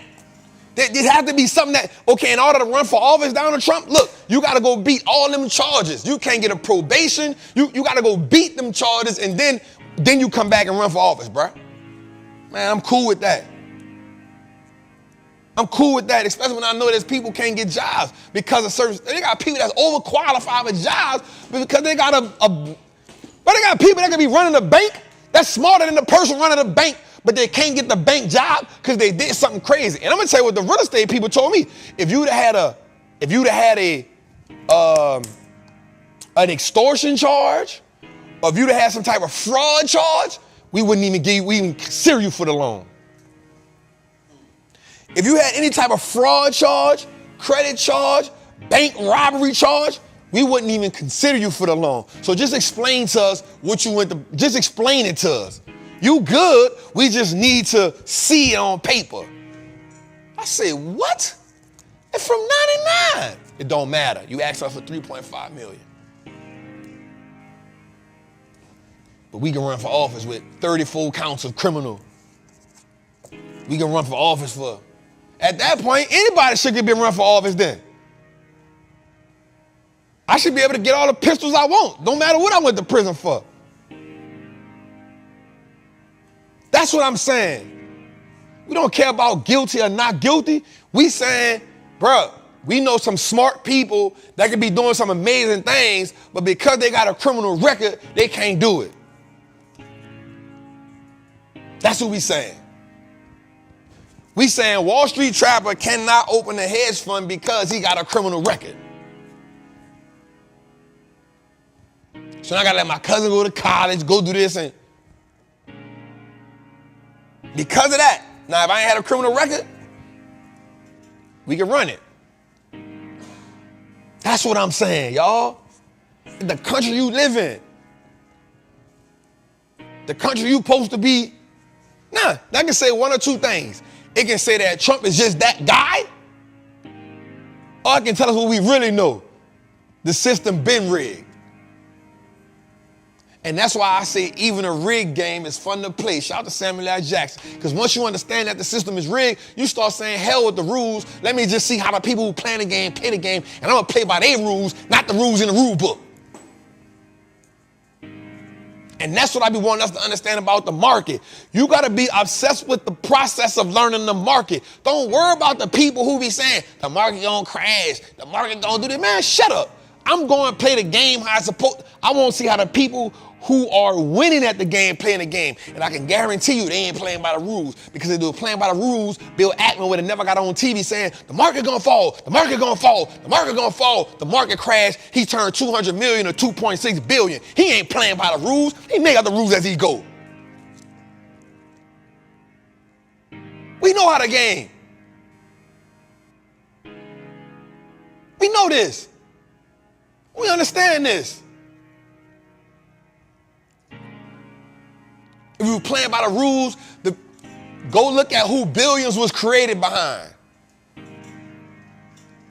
Go say, who was Bobby Axelrod created behind? And it's going to show you a certain owner of an MLB team. And he's going to say when the Twin Towers fell, he went bet against the market and got majority of his money. Go look that up. The game ain't fair. The game ain't never been fair. But you're going to cry about the game, you're going to cry about the rules, or you're going to learn how the people who playing the game, you're going to see what rules they play by. I said, ooh, okay. I love Terica. Terica told me something, bro. She said, Trap, let me tell you something. You get this commercial building, the banking industry going to look at you different. She said, don't get discouraged. Man, I love her. She said, don't get discouraged about nothing. Because right now you look good on paper. All your assets match. All your taxes good. Your businesses ran well. You look good on paper. And to me, she said, to me, that's more important than anything. She said, I'm going to tell you, once you get this commercial building, it's going to change how the bankers look at you. And this what blew my mind. She said, when the bankers look at you different, the world don't got no choice but to look at you different. I said, ooh, Terica. I said, you say I'm skipping four greenhouses going straight to the Red Hotel? She said, exactly. She said, because as long as you buying residential real estate, they still look at you as a consumer. She said, once you start buying apartment complexes, you going into commercial. Once you start buying buildings, you going into commercial. And once you start buying commercial, you change how the bankers look at you. I said, oh, I just found a new game I won't play. It's just once she told me that, it triggered something in my brain. And they're not talking down on residential. It's not talking down on that. It's saying, Trap, for the game you won't play at the level you won't play, a commercial building changes how the banking world looks at you. Because they give you 3.5 million, guess what? They'll give you 8 million. They give you 8, they'll give you 10. They give you 10, they'll give you 100. There's no limit to what you can do, Trap. Just don't get discouraged on the first one. We're going to get you the first one. We're going to get you the first one. Now, when she told me that, it changed everything in my mind. It changed everything about my thought process. And I ain't going to lie, it made me realize I'm playing the wrong game. Because I ain't playing it big enough.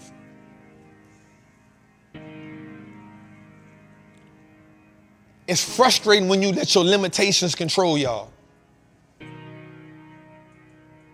Take the limitations off you. Don't worry about getting it right. Don't worry about getting it wrong. I want you to just take the limitations off you and push through. I read a book that said something amazing and it helped me pivot my mindset just recently. It said there's the version of you that you're currently living with. There's a version of you that you know you're capable of, and then there's the version of you that God set you here for. There's the version of you that you're currently living. There's the version of you that you think you're capable of. And then there's the version of you that God set you here for. And that's the version of you that is limitless. That's the version of you that only fears God, which is the beginning of what? Knowledge.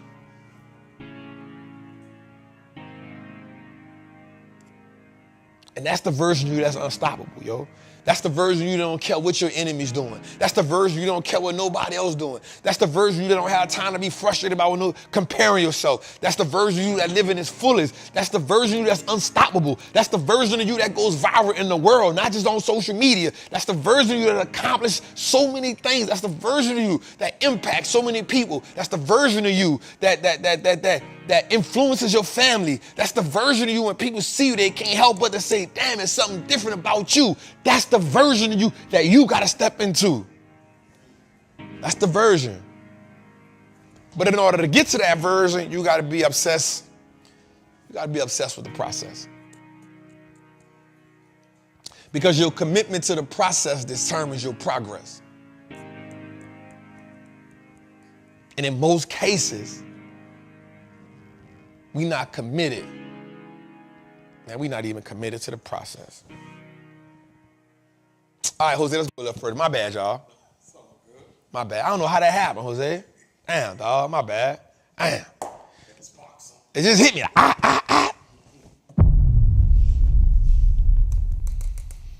Come join the Patreon, man. Come join Trappers Anonymous, man. Drop the links, Jose. Get your merch. Hey, y'all. Let's send a quick prayer out to my cousin George, man. Man, cuz hit me up earlier. He got back from ER? Good. Man, let's send out a prayer to my cousin George, man. Cuz hit me up, and he was like, man, cuz he was like, man, I just need to be around. He said, man, I'm feeling down, cuz I'm feeling queasy, I'm feeling nauseous, I was like, all right, cuz. I was like, shit, take all the day. Shit, come to the crib. Come by me. Don't be by yourself. You know what I'm saying? Come sit in the crib. You know what I mean? Come, get in a jacuzzi or something, I ain't got that many beds in here, but still got an air mattress on the second floor somewhere. Get on the air mattress.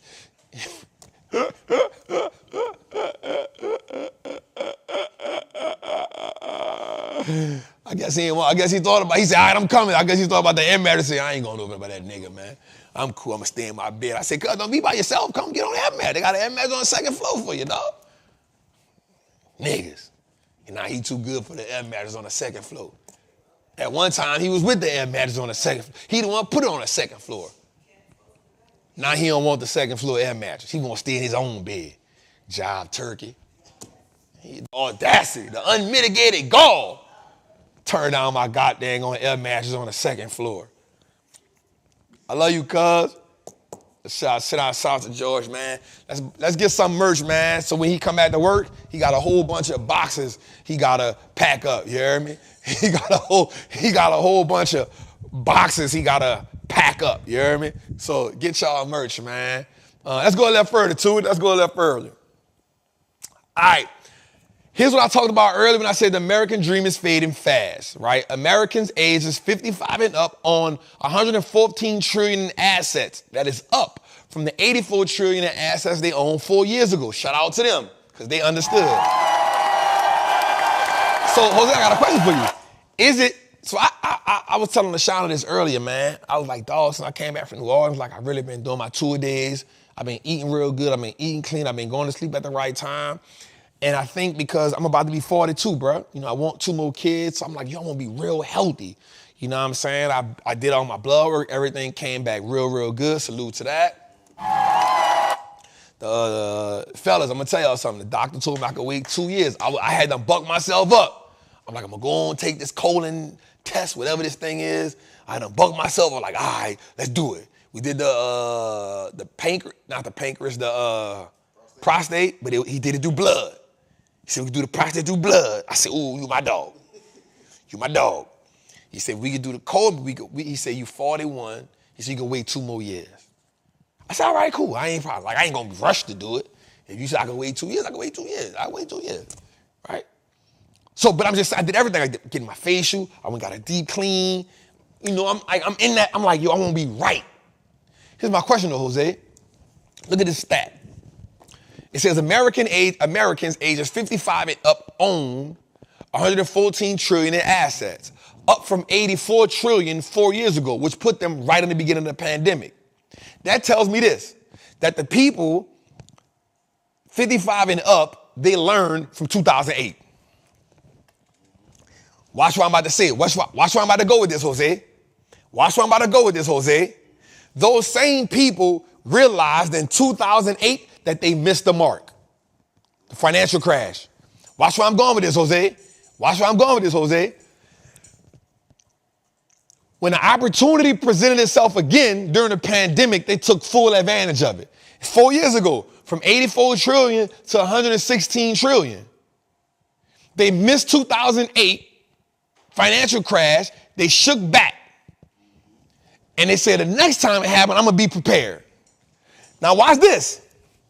Households under 40 on 15 trillion is a 9% slice, less than they owned 20 years ago.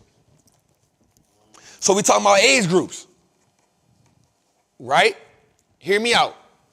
At 40 years old, 2008, you were somebody in the 40 years old, so I'm 41. I'll be 42 this year. At 40, so 20 years ago put us right back to, right past the 2008 crash, right? 20 years ago put us right past, because I've been home 16 years, right? So that brings us about 2005, 6, somewhere up in there, right? So watch this.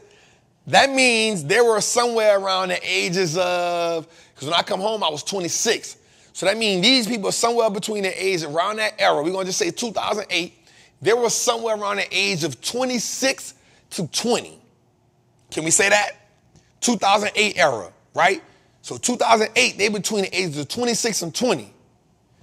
At the same time, the people 55, they were somewhere in the age of what? 30 plus, 34, 35, right? 20 years ago, right? So there's a big difference between the 34, 35 age and the 20 to 26 age. There's a big difference in financial maturation or financial maturity. Watch where I'm going, Jose. Watch where I'm going. So the people who got messed up in the crash of 2008, when presented with the opportunity all over again, they took full advantage. And you know how we know why? Because they went from 84 trillion to 114 trillion in a 4-year time span. Come on, man. Come on, Jose. When presented with the same situation, okay, let's go back to what we said earlier. Watch this. Adversity does what? Create insight. Insight creates opportunity. Opportunity prepares us for success. They missed it. They missed it in the chat, Jose. They missed it in the chat, Jose. Adversity. The financial crash of 2008 is adversity. From the adversity, they got insight. The insight was, presented with this situation again, I know exactly what I'm going to do. As a matter of fact, I'm going to prepare for it little by little. Because it has to happen again. Adversity creates insight. Insight prepares us for the opportunity. The opportunity creates success. Oh, hold on. Opportunity does what? Create momentum. Momentum prepares us for success.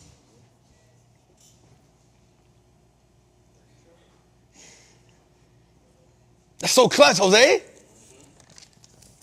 Adversity creates insight. Insight creates momentum. Momentum creates opportunity. Opportunity prepares us for success. Ooh, that's sweet, Jose. You said something after that. You said my superpower is my expectation that I'm going to get out of this adversity. That's what Oh, that's good. Shout for that. And Ashan said, I said that my superpower is what, Ashan? my superpower is my expectation That I'm going to get out of adversity, 100%. That's my superpower. I never let adversity put me in a box.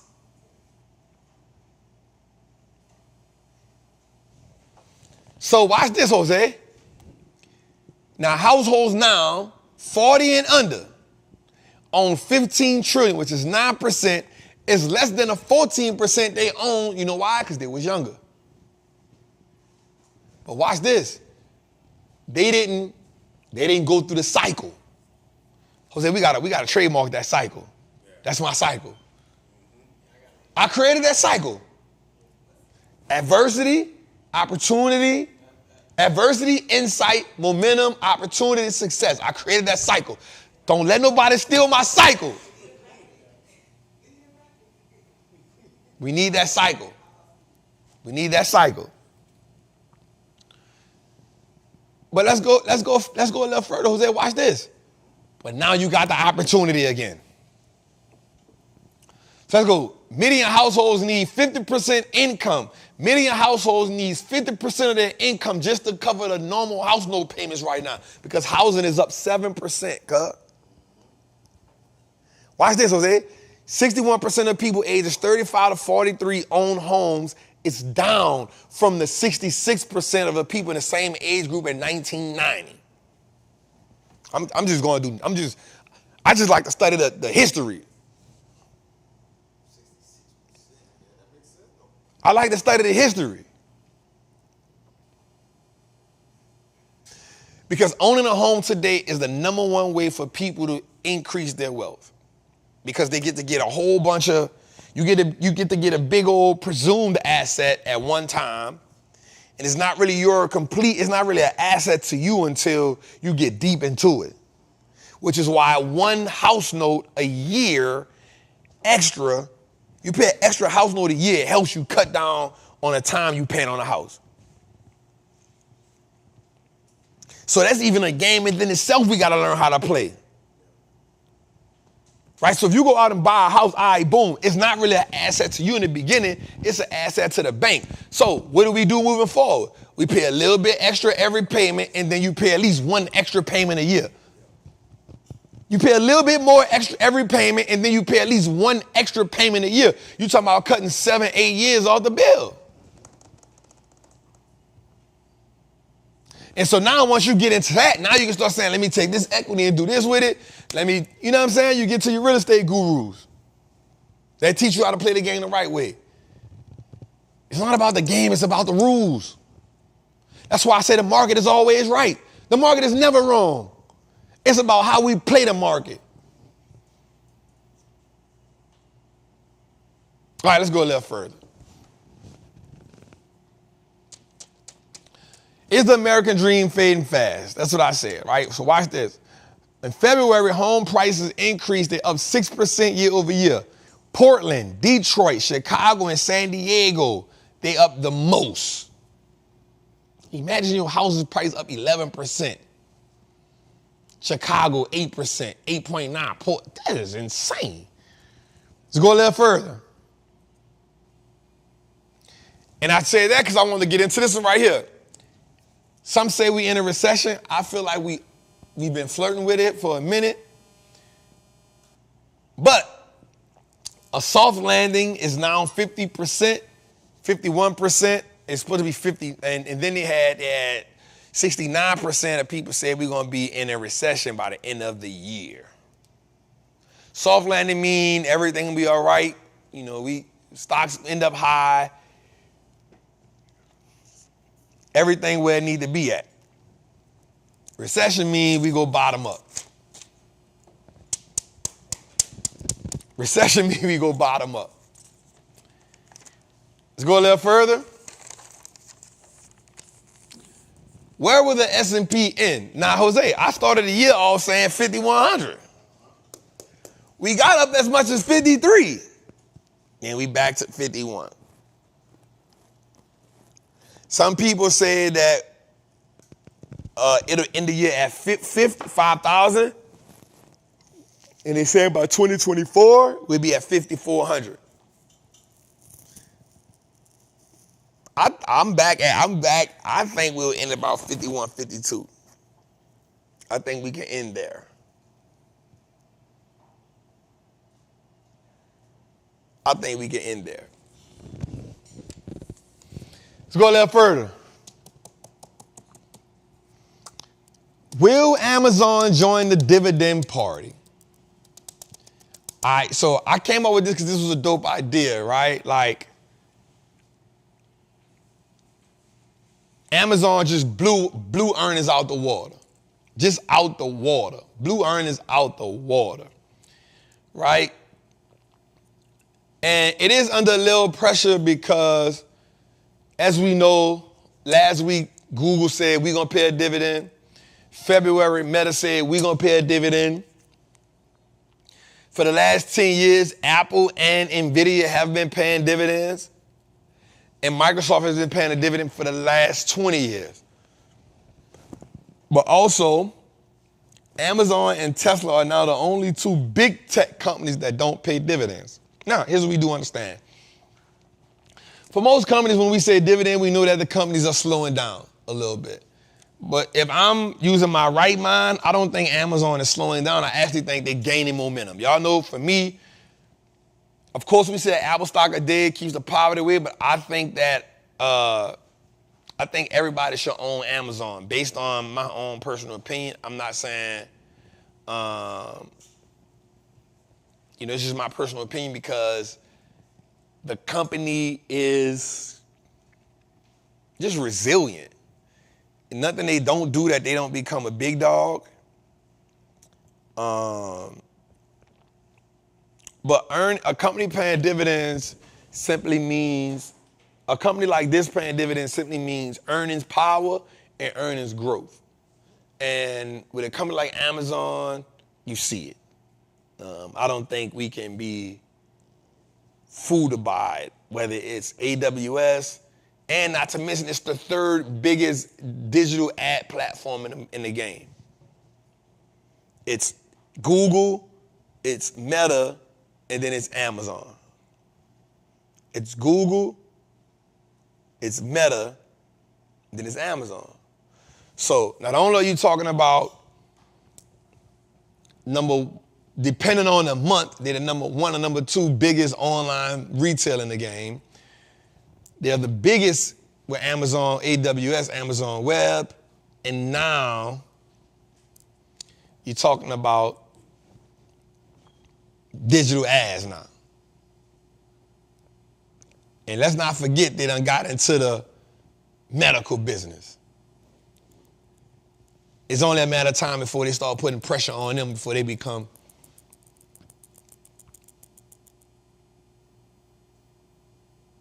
Amazon keeps us in the Patreon. Let's go. Let's get in the Patreon, baby. Shout out to all my Patreon members, man. I love y'all. But I can't say that without saying shout out to my members and Trappers Anonymous. I can't leave the Trappers out, man. Every Sunday we do that 2-hour call. Those calls have been phenomenal. They're so good. Shout out to Lieutenant Casey. Shout out to my lieutenants. Shout out to Lieutenant Tori who in the chat. Shout out my two new lieutenants, Natalie and Chelsea. Shout out to them. We got the book club every week. Shout out to my Trappers Anonymous, man. If you want to learn how to really be a fundamental investor, come rock out over there, man. All right, let's go. Let's go a little further. So here we go right here. How long will Amazon stay outside of the dividend club? Again, the S&P 500 pays on average a 1.4% dividend. Microsoft pays a 0.74 dividend. Apple pays a 0.57% dividend. Alphabet pays 0.47 dividend. Meta pays a 0.45% dividend. NVIDIA pays a 0.02. Now, the dividends aren't big, right? They're all under 1%. But that's why I say for companies like this, their dividends aren't like dividend drivers, but their dividends are a way of saying, hey, we rocking out over here. We rocking out over here. So let's go a little further to it. All right, and last one tonight I want to talk about before we move on, I want to talk about investing versus trading, right? And the reason why I brought this up is because we need to understand the difference between the two when we play in this game, right? So investing, and we broke this down, right? In trading, you're looking for spots. You know, and it's nothing against trading, y'all. I love it. Like, I love it. Whether you're a day trader, whether you're a swing trader, whether you're a scalper, whatever, man, salute. Definitely shoot out the young king, Aristotle. You know what I'm saying? He going crazy. Shout out to Terry, Igioma. She do her thing.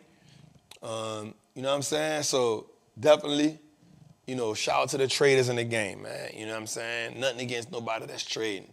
I think everybody has their own way. And I think that is appropriate. I think you get the information and you sculpt it to what you're doing. You know what I'm saying? I think there should never be any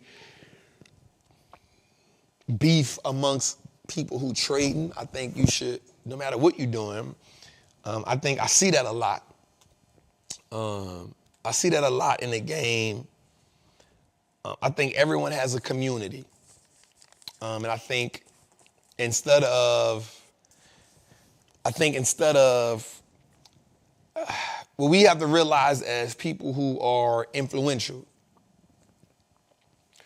is that when you build up a page, when you build up a audience, people are looking at you for guidance. And I think when you spend time focusing on what other people in your same field are doing wrong, you then create a type of animosity amongst communities. And the worst thing that we need is for nothing against nobody else, but two communities of black people that's trying to learn how to play the game to be at odds with one another. We got enough stuff to be at odds with each other about, that we are at odds with each other about. So you'll never hear me talk bad about another trader, or never hear me say nothing bad about another trader or investor, because we come too far for that. This is not rap. This is not comical. This is about a person who has knowledge and information who wants to help people. And I think sometimes, even if you don't agree with a person's way, you shouldn't go out your way to talk up to downplay what they're doing, because the one thing I probably know that everybody who in this game has done is you've probably helped somebody make some money. Now, what I will say is,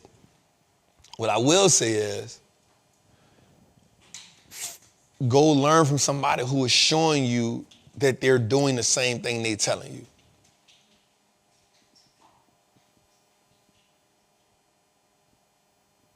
You feel me? I think that's the only thing that I will say. I think the only thing I will say to the people that's learning is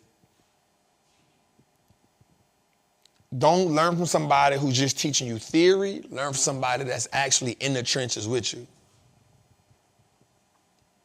I think that's the difference. But I think everybody has their way. It could be unorthodox. It can be orthodox. I think everybody, we learn the game. And I don't think we have to learn the game the way that the game has traditionally been taught. I think you take the traditional way and then you extrapolate what you can from it. And then you start to put it into ways that make sense for you. Like a lot of people judge me because they be like, how can somebody teach you about investing when they use triple beams and scales? And they never realize that for me, this is representation of where I come from and how I want to turn that to something positive. That's where the whole word Wall Street Trapper come from. The whole phrase came from that because I wanted to take trapping. Before people started adding trapping on everything, trapping music trapping fitness and trapping cooking and trapping. I came up with Wall Street Trapping before all of that was popular. And it was because I used to be in the streets and this is what got me out of the streets. And because this what got me out of the streets, I knew who my message was first, who I wanted to talk to. And because I wanted to talk to them, I wanted to talk to them in a language in a way that they can represent to, but also I wanted to talk to the everyday person. And I wanted to use the word trapper to comment, to do something new. That's why I said we use the baking soda to cook the stocks up. We use the scale to weigh the stocks. You know what I'm saying? I always use the street references, like we got to put the stock on the scale to weigh it up. But a lot of people I've seen a lot of people like, how can you learn financial literacy from somebody who glorified the street? I've never glorified the streets. You can't go to one thing I've ever said where I glorified the streets. I've always said I've come from it. And honestly, if anything, you've always heard me say, if I would have learned this before I was in the streets, I would have never did the streets. It made me say I understood once I learned this, I understood why they kept us from this and put us in the streets.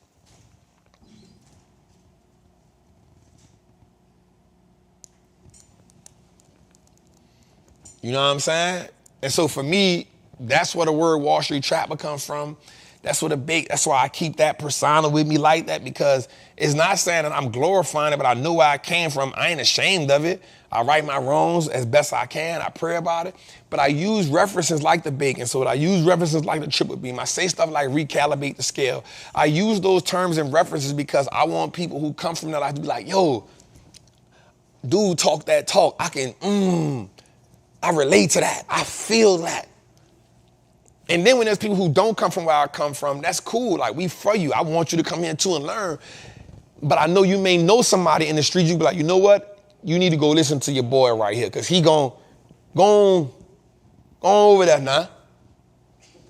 You know what I'm saying? So I think if we spend more time focusing on how can we, Aristotle came to me. Me and him had an idea the other day. He was like, bro, we need to do something together, bro. I was like, you know what, bro, we do. Because I'm in that phase where I just want us to get this game. I'm tired of seeing everybody else winning, we not. I took it on myself to start showing big wins. I didn't do it because I felt like nobody couldn't do it, but I felt like I know that the money that I put in the game, it's not that day traders can't do it, but if day traders put the money that I put in certain trades, it'd be equivalent to them blowing their account up. If it go wrong, they can't risk that. It's not because they day trade. Too much can go wrong too fast. Whereas for me, I give myself time. So I was like, you know what? I want people to start seeing it big. I want people to start seeing it big. So I want them to see me get 100, 200% return on $100,000. I want them to see a 200, 400, 600% return on $80,000 out the gate. I wanted people to start seeing big, but I also knew on the other side of that, guess what? If I put $100,000 in something that's down 50%, you just see me lose $50,000. You just see me lose $100,000. So I posted those losses because I wanted people to, I looked at the game and I said, you know what? There's people that's doing stuff. I want people to see big, because if you see big, you can't unsee it. That was my vision for it. We've been rocking like that for 2 years now. And so we went through a little 5-week, up and down phase. It's okay. I've never said I won't lose a trade. I say we will win more than we lose, and I stand on that. But I want you to see what winning big look like so you can aspire to be that. And while you aspire to be that, I want to train you and I want to show you how to scale to big. I won't force you to not take out when you get 5%. I want you to scale from 1 contract to 2 contracts, from 2 contracts to 4 contracts, from 4 contracts to 8 contracts. I want you to see what a $10,000 trade look like. I want you to see what a $20,000 trade look like. I want you to see what it's like to put $10,000 in a trade and get 100% on it, 200% on it, 300% on it. I want you to see that. I want you to see $100,000. I want you to see $1 million because the money you can make in this game is unlimited. And it's not talking nothing about nobody else, but I just say I'm going to start pushing my people to think big. I'm going to start setting big goals. I'm going to start pushing for those big goals.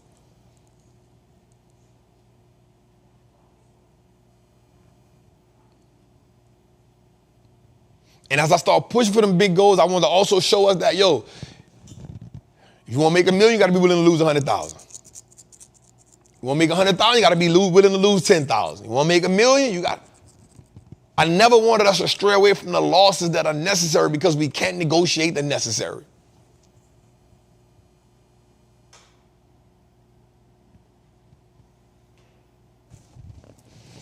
And so, over the last year and a half, we've seen people make 100,000. We had one person say, bro, I made $1 million. But he started at 300,000. On tour, dude came to me and said, Trav, I made $1 million. I finally touched $1 million, bro. I was like, oh, that's crazy. I said, B, get that. We got to get that. Right? We seen people say, bro, I've turned my retirement. Man, I retired with 300,000. It took me 30 years to make 300,000.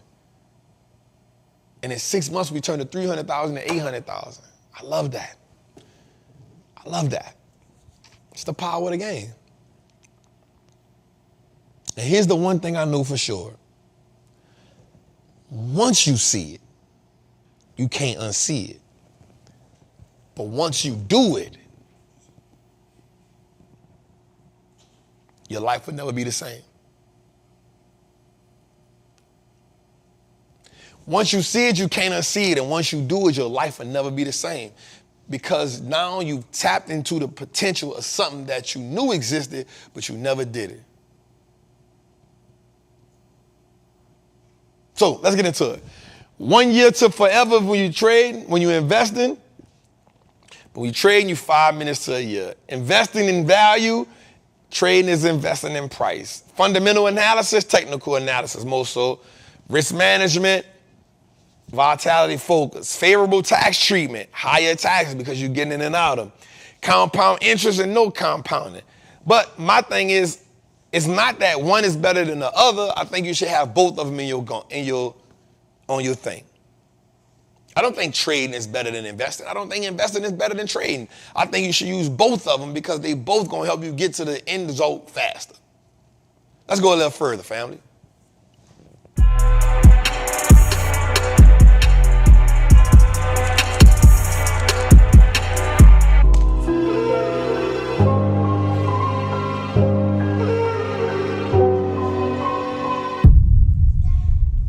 Hey, beautiful. Can I get a kiss? Come on. Give me a kiss. Come give me a kiss, girl. Your hair looks so pretty. Oh, yeah. I didn't realize that. You like it? Mm-hmm. Ooh, it look pretty. You got to put that hat on tonight, that thing. Whatever it's called. The bonnet. Bonnet mommy tonight. That's right.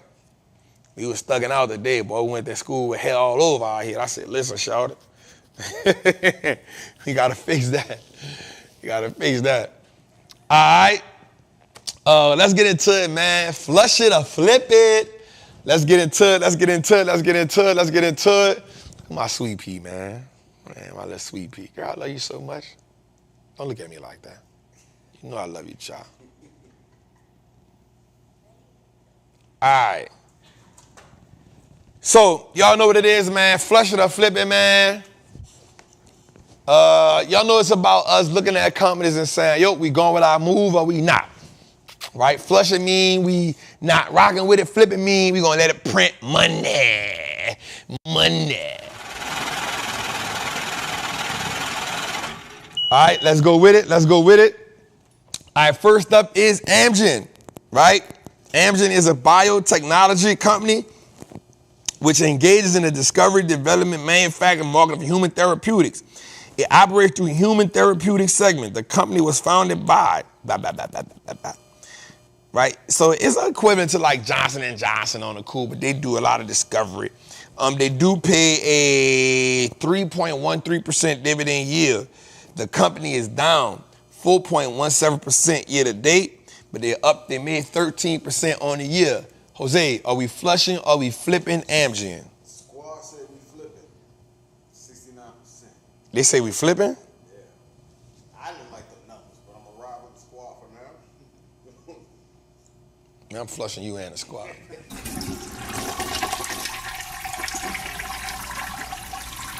Flushing you and the squad, dog. Y'all be tripping. All right, let's go. Next one is Next Era Energy.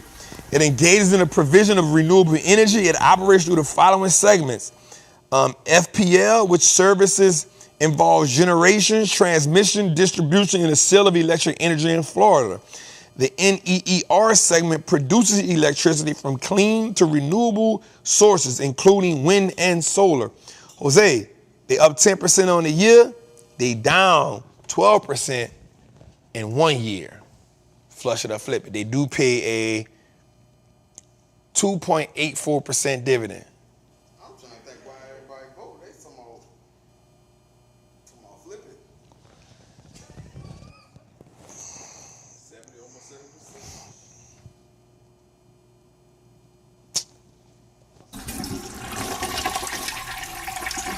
They tripping. Ma, stop texting me. Stop texting me. Get in the chat, ma. Get in the chat. I'm on my show. My mom talking about something. Flush it.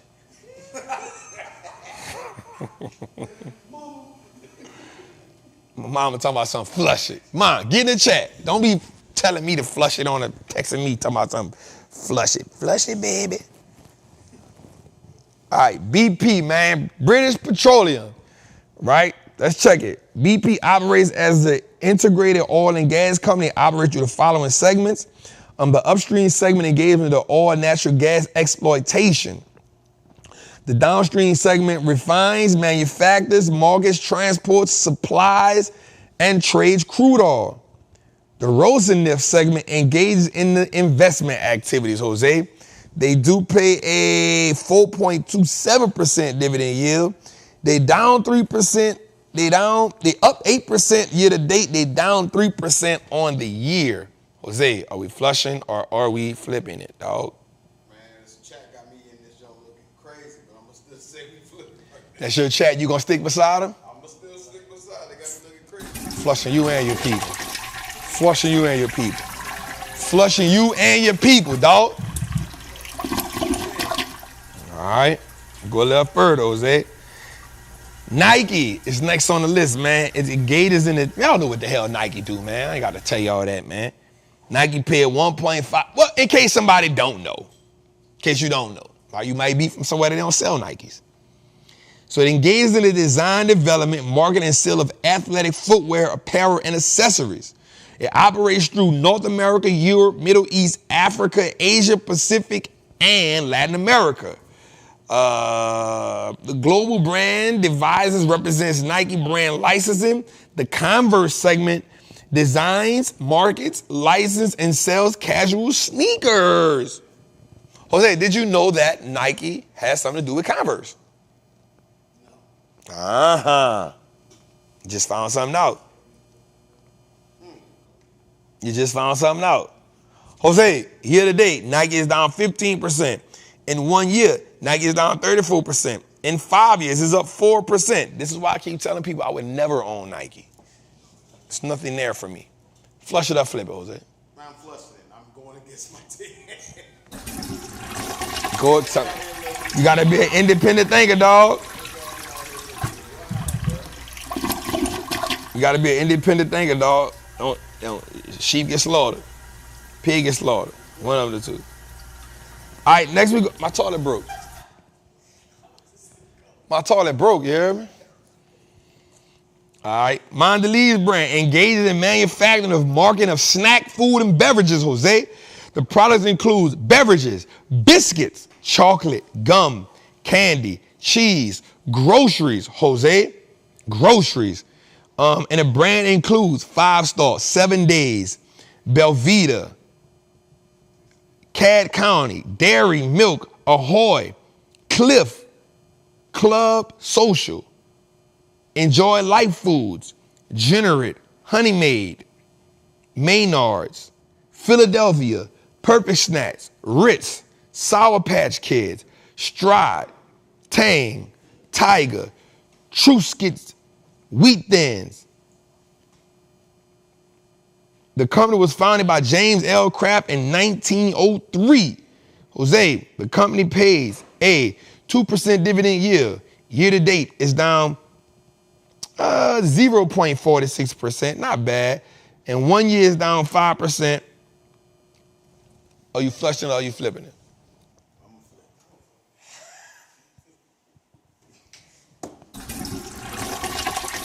You trying to play the numbers? I think he might flush this one.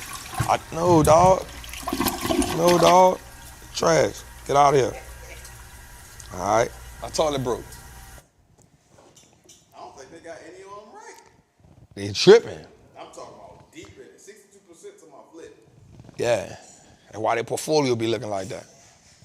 Come to the book. This is brought to you by Portfolio. This is brought to you by Portfolio Mastery. This is why you need to be hey, drop the link, Jose. This is exactly why you need to be at Portfolio Mastery.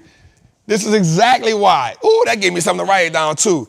Just because you know the name does not mean to invest. Example, all these companies I just named. All of them. They had all of them. This is exactly why you need to be at Portfolio. Wheat Thins. Matter of fact, I'm going to have an example on value traps. Value traps. And they got you with good branding. Good branding, good packaging, and brand name. And you going to the You saying this, that company ain't going nowhere. Right, your portfolio ain't either. Your portfolio ain't either. Trap, what I need to do? Now you sending me a screenshot. Trap, what I supposed to do with this? Nothing, get rid of it. Flush it. Flush it. Coca-Cola and Starbucks today went down a toilet. Starbucks plunged 13% after earnings. It missed earnings, it missed revenues, and it misguided. They say, we out of here. That's why I told you. Listen, remember I said this. Starbucks is the bank that sells coffee, but I don't want no parts. Because I don't understand how a business like Starbucks, bruh, you sell coffee. Everyone drinks coffee. You came up with 50 million different types of coffee. You even started selling stuff like muffins and crumpets and lollipops. All kind of unnecessary stuff. Cool. Why does your balance sheet look so bad? Why? You got prime location. You got prime real estate.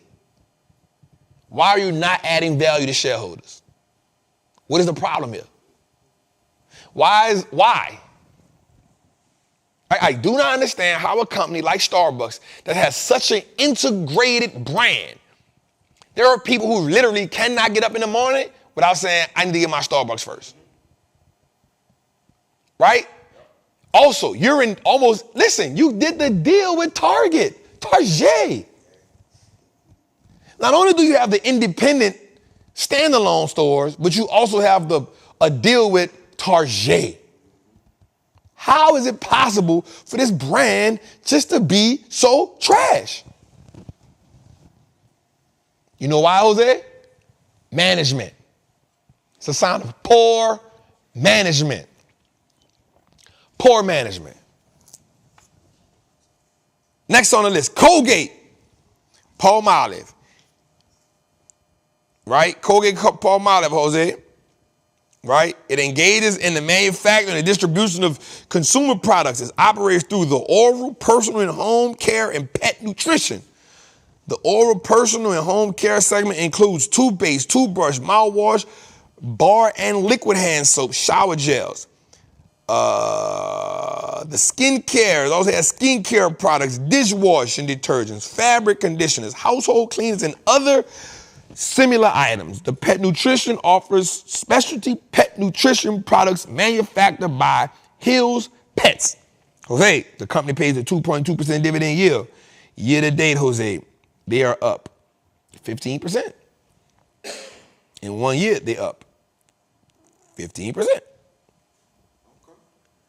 5 years, they up 28%. Flush it or flip it, Jose. 53% flip it. They scared now, but we flip it. Oh, Lord. Because I think of where we headed. But if I'm thinking long term, I would definitely flush this. But because I think where we headed, I think their revenues and stuff gonna pop. So I'll give them a pass on that. All right, next on the list, Jose, is Iron Mountain. Am I correct? Yep. All right. Iron Mountain engages in the provision of storage and information management. It operates through the following business segments in North American records: information management, information data business, Western European, the North American business record, information business segments, records, management, destruction, and fulfillment.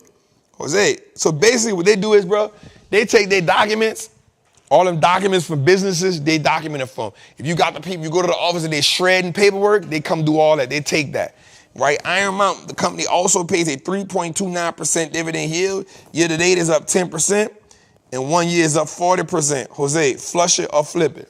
Flip it. Yes, sir.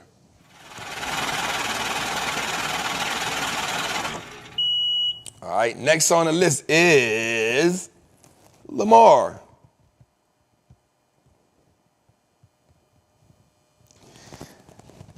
All right, Lamar Advertising, Jose. Lamar Advertising engages in this.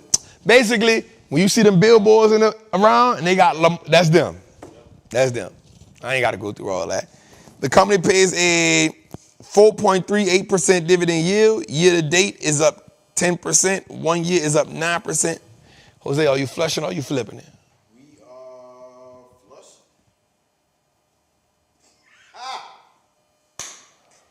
60%.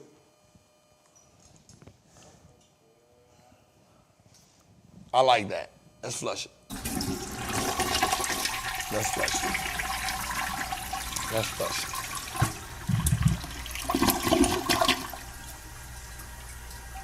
Last but not least, man, the company is Salesforce.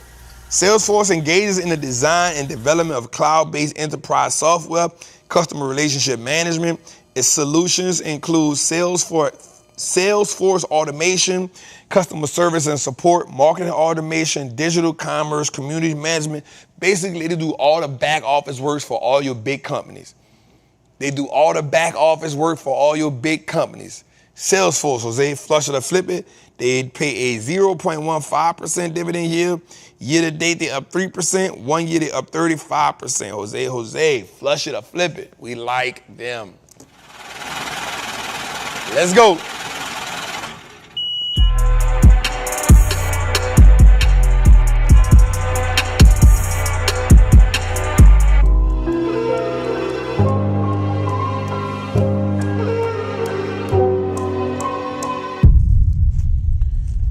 All right, man, this segment is we on the 1-800-TRAP hotline.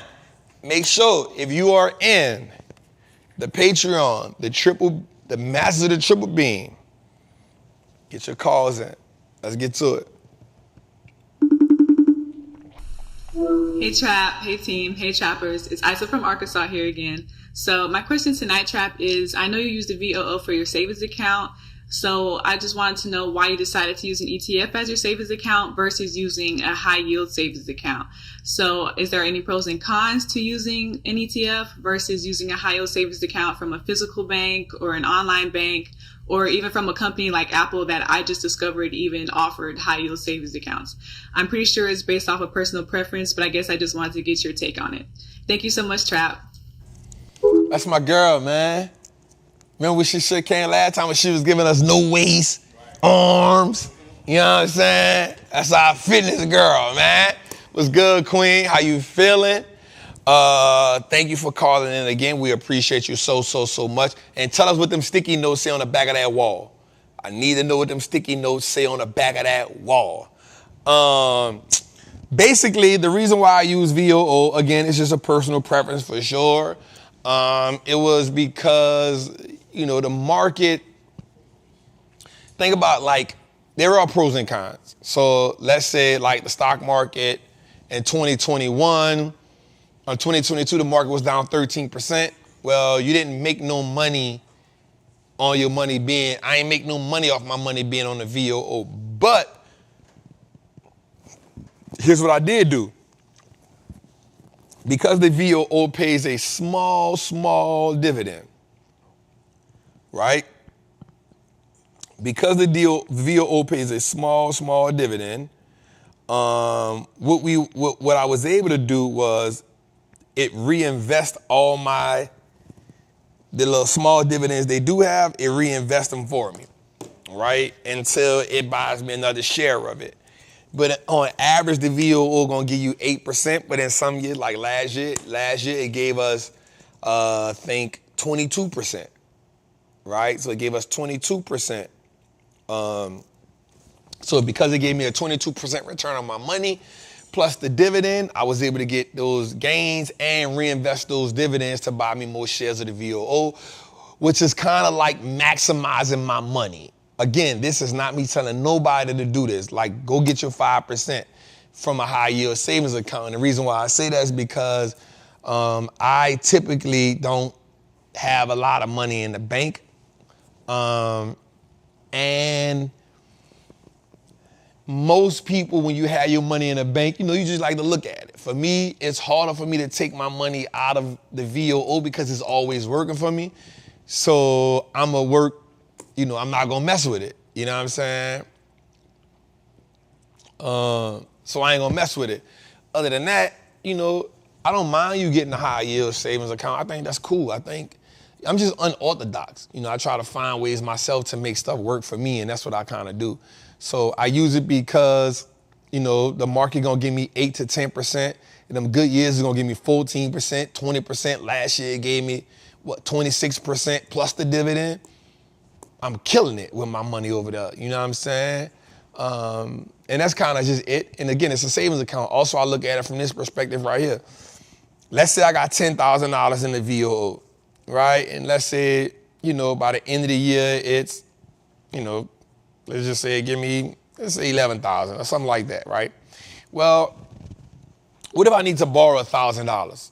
What if I need $1,000? Well, if you save 10,000 and I got the 10,000 in the VOO, that 10,000, let's just say it gave me 11,000 by the end of the year. Let's say I need $1,000. Well, I go sell that $1,000. I get $1,000. Of course, you got to pay, gains on it end of the year. That's cool. But then I still got 10,000, and guess what? My money's still working for me, so I can get that back. Whereas if I got the 10,000 in my savings and I take 1,000 from it, now I got 9,000, and the only way for me to get the 10,000 back is for me to put 10,000 back in it, or the 5% gonna come at the end of the year. So it's just, and that's just what you call that? Semantics, right? It's just semantics. But why not just do both if you can? You know what I'm saying? Invest heavy in the VOO, use it as an extended saving account, and then still use your 5% saving, the yield to get your 5% from the bank for free. Play both. You know what I'm saying? So that's my question. That's my reply, Queen. Thank you for tapping in. Let's go next. Hey, what's up, Trap? Jose, Trappers. Happy Trappin' Tuesday, y'all. It's your boy Titus here. Here's my question. Trap, can you give me an example of a recent option play that you put in that didn't go your way? And how did you learn from that experience? How did that change the way that you move in the market? Thanks again for taking my question, y'all. I'll see you tonight. Salute. That's a good question. An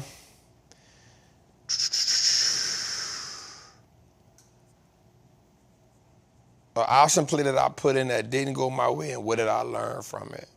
I'll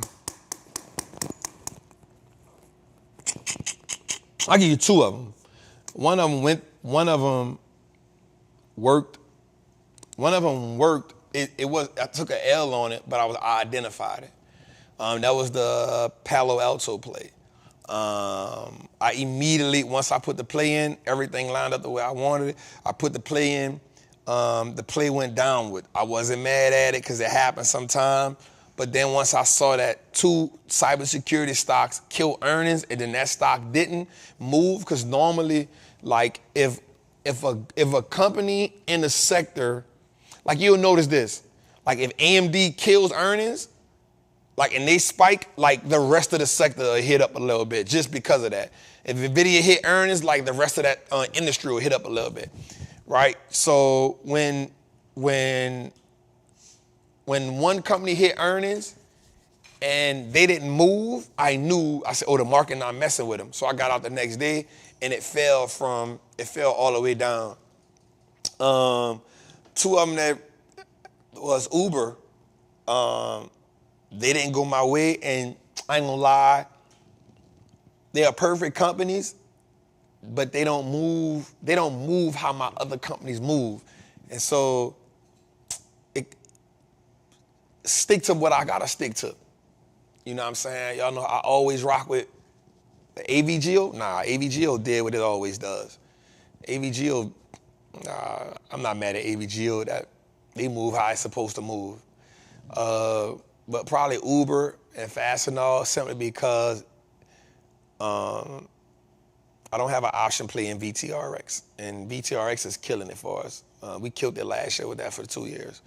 But probably Uber and Fastenal simply because they are great companies, but they don't move in bunches.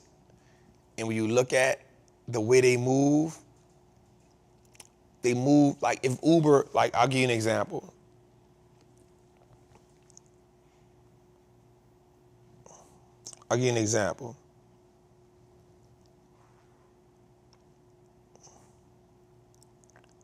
So last year, Uber was up 130%, but it only moved $34. This year, right now, Uber is up 10%, but it's only up $5. Most of the companies, if I move them, if they up 10%, they probably up like $50. You know what I'm saying? Like, so Uber and Fastenal are great buying whole plays. Remember, I always said I wouldn't do an option play on a company I wouldn't own. Those are great companies that I own. But they got caught up, and also they got caught up in the March. The market just started trading sideways, and their momentum just halted. And that's why I cut the Uber play, because it's not gonna move up enough for me to get where I need to go at. So definitely stick to, the movers the way they feel. Like stick to my movers, you know what I'm saying? Like CrowdStrike is a mover, Eli Lilly, mover. Stick to my movers because they move in bunches. You know what I'm saying? Like they move in bunches. So definitely, stick to my movers, because the ones I like, they move, and they move, $5, $10. You know what I'm saying? I would say that, definitely that, for sure. Great question, brother. Next. Oh, Trav, long time no see. No rolling today. The office is busy. So since the 10-year note is 4.6 or above, is now the time to place puts, or do you wait after the quiet winter? You say it's now the time to what? Run it back to it. Oh, Trav, long time no see. No rolling today. The office is busy. So since the 10-year note is 4.6 or above, is now the time to place puts, or do you wait after the quiet winter? Great question, man. Shout out to my dog Miguel, man. He always tapped in. For the most part, I'm just not a put player. I'll sit on the sidelines and I'll let my players go through what they go through until that season over. But if you was a person that would play puts, that would definitely be, the thing. I'm just mindful of them, because as much as people always tell people buy puts, it is statistically proven that people that do puts and short the market lose more money than anybody. It's statistically proven. It's statistically proven. Even this year, right now, I think people who've been shorting Tesla for the last, we put them numbers up, right? But then if you've been shorting Tesla for the last week, you've been getting your brains knocked out. You know what I'm saying? If you've been shorting Tesla since its IPO, you've only had 2 winning years, right? People who short the market typically lose way more money than people who go with the market. Now, I'm not telling nobody not to short the market. Man, do what you feel is you got to be a sniper. You know what I'm saying? You got to be on it. And that's just that's a statistical fact that people who short the market lose more money because the market goes up 76% of the time. The market goes up 76% of the time. So I always find it, dope when people be like, I'm shorting the market, puts. Yep, cool. But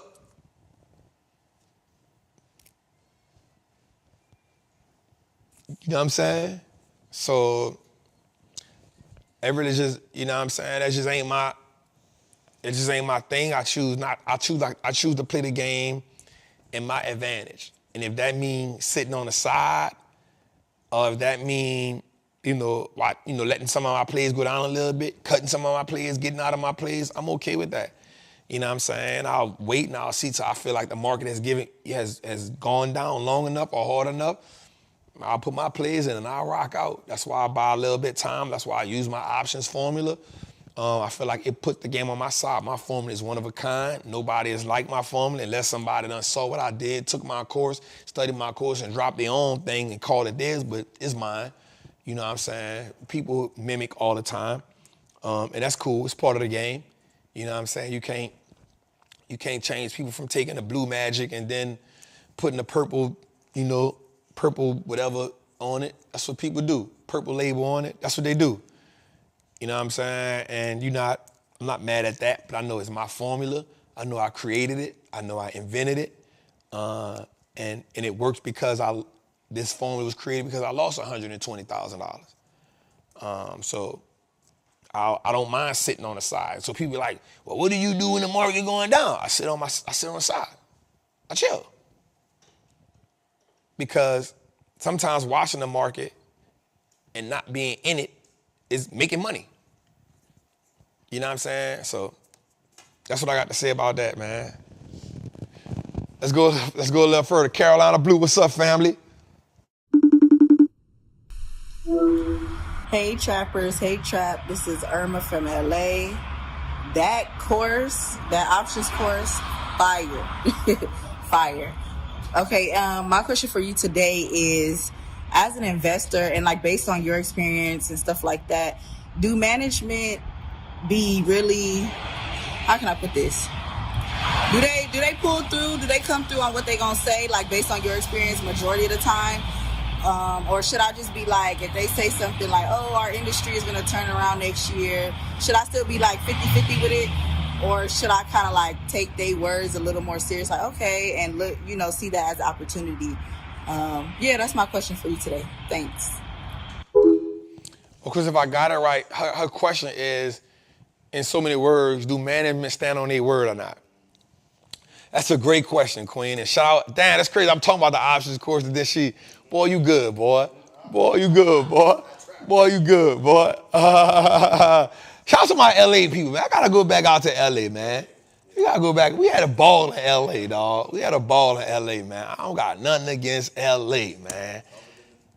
The travel time. Me and Jose go to LA, we gotta sleep a day. Dog, not today. Give me the next day, dog. So that's a great question, Queen. You don't take their word. You measure their word based on the progress and the performance of what the company's done based off what the last thing they said. Example, the reason why we listen to earnings reports is so we can measure what they said in this earnings report to what they said in last earnings report. The reason why we listen to the annual reports is so we can say this year they said they was going to do this. So in 2022 they said they was going to do this. In 2023, this is what they did in 2023. All right, they cool. This is what they said they was gonna do in 2023. It's 2024. Are they implementing the rules? Never take nobody based off their word in this game. You take it on how the company is performing. You know what I'm saying? In this game. Because they know what to say. They know how to fluff numbers. They know how to beat around the bush. They know how to, we not doing, it's this fault, it's that fault. Right? So they know how to do that. Look at the numbers. Let the performance say. They say we're going to use this money to pay down debt. You look at the thing, they keep increasing the dividend. They ain't paying down no debt. That mean they lying. You know what I'm saying? But if you're looking at the numbers, you see they got a lot of debt. You see them paying down. You see that debt decreasing. Okay, they handling their word. You say they're going to invest in this. Okay, right? So don't never take them off their word. Go back and look at them reports and see if the reports are showing that they matching up to their word. If they say they're going to make an investment in this, you're going to look at the research and development and they say, yep, you see the research and development going up. Okay, cool. You see the capital expenditures going up. One of the companies that do that all the time is Amazon. Amazon last year said, yo, we're going to go heavy on AI. You look at the expenses, they've been going heavy. Every quarter, Amazon going to tell you, there's one quarter in every year where Amazon going to say, this quarter we are investing heavy into yap, yap, yap, yap, yap. The market hates when they do that, but Amazon don't care about how the market feels short term because in the long term, Amazon know it's going to make their people some money. And I like that because the CEO always comes out and say, yo, we're going to do this, that, and the other. They do this, that, and the other. So that would be my suggestion to you, Queen. If you like a company and you kind of skeptical about their management, go base what they saying off what they've done before and what they're doing moving forward, and they'll give you a big story on what they got going on. And that is a great question for that. What we got? That was good, man. All right, man. So another amazing show, man. 3 hours and 2 minutes on y'all. You dig? All right, man. Listen, we love y'all. We appreciate y'all tapping in. Let's make the next 100,000 easier than the first 100,000. Right? Let's get those audio streams up on all podcast platforms. And I want to say this, man. As we close out tonight's show, I want you to ask yourself, what is it that I'm doing right? What is it that I'm doing wrong? And how can I make the proper correction? We don't have to be too hard on ourselves about making mistakes, but we have to be hard on ourselves about consistently making the same mistakes without improvement. I want us to understand this truly. Mistakes they're inevitable. The mistakes are inevitable, but the growth has to be non-negotiable. And comfort and growth cannot coexist. You have to be willing to step out. You have to be willing to push through. And no, it won't happen overnight, but we know that. But I challenge you and I dare you to consistently show up for yourself every day. Make no excuses. Stand in it.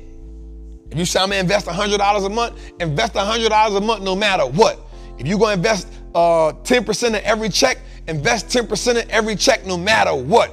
If you're gonna get up a little bit early to work out, get up early to work out every day, no matter what. In the days that you are tired, make sure you go. In the days that the money a little tight, make sure you invest. Because every day that you make a commitment to yourself and you follow through that commitment, you build up your confidence. So many times we've said, man, you know what? I'm gonna do this, that, and the other. And then a week later, we ain't doing it no more, and then we brush it off. What if we held ourselves to the same standards that we held others to? I hope I can say that right again. I'm gonna say that again a little bit. Like, what if we held ourselves to the same standards as we wanted others, as we hold others when it comes to them dealing with us? Like, you're not gonna treat me this way, but you treat yourself worse than you would let somebody else treat you. You ain't gonna talk to me like that, but you keep lying to yourself every day. Who you think you talking to? You ain't gonna talk to me like that, but every time you open your mouth, you lying to yourself about something you're gonna do for yourself. I'm gonna eat better, I'm gonna work out, I'm gonna get some rest at that. I'm not gonna stop scrolling on Instagram all the time. I'm gonna stop messing with him, I'm gonna stop messing with her. I'm gonna stop messing with these people because I want you to hold yourself to those same standards and stick to them.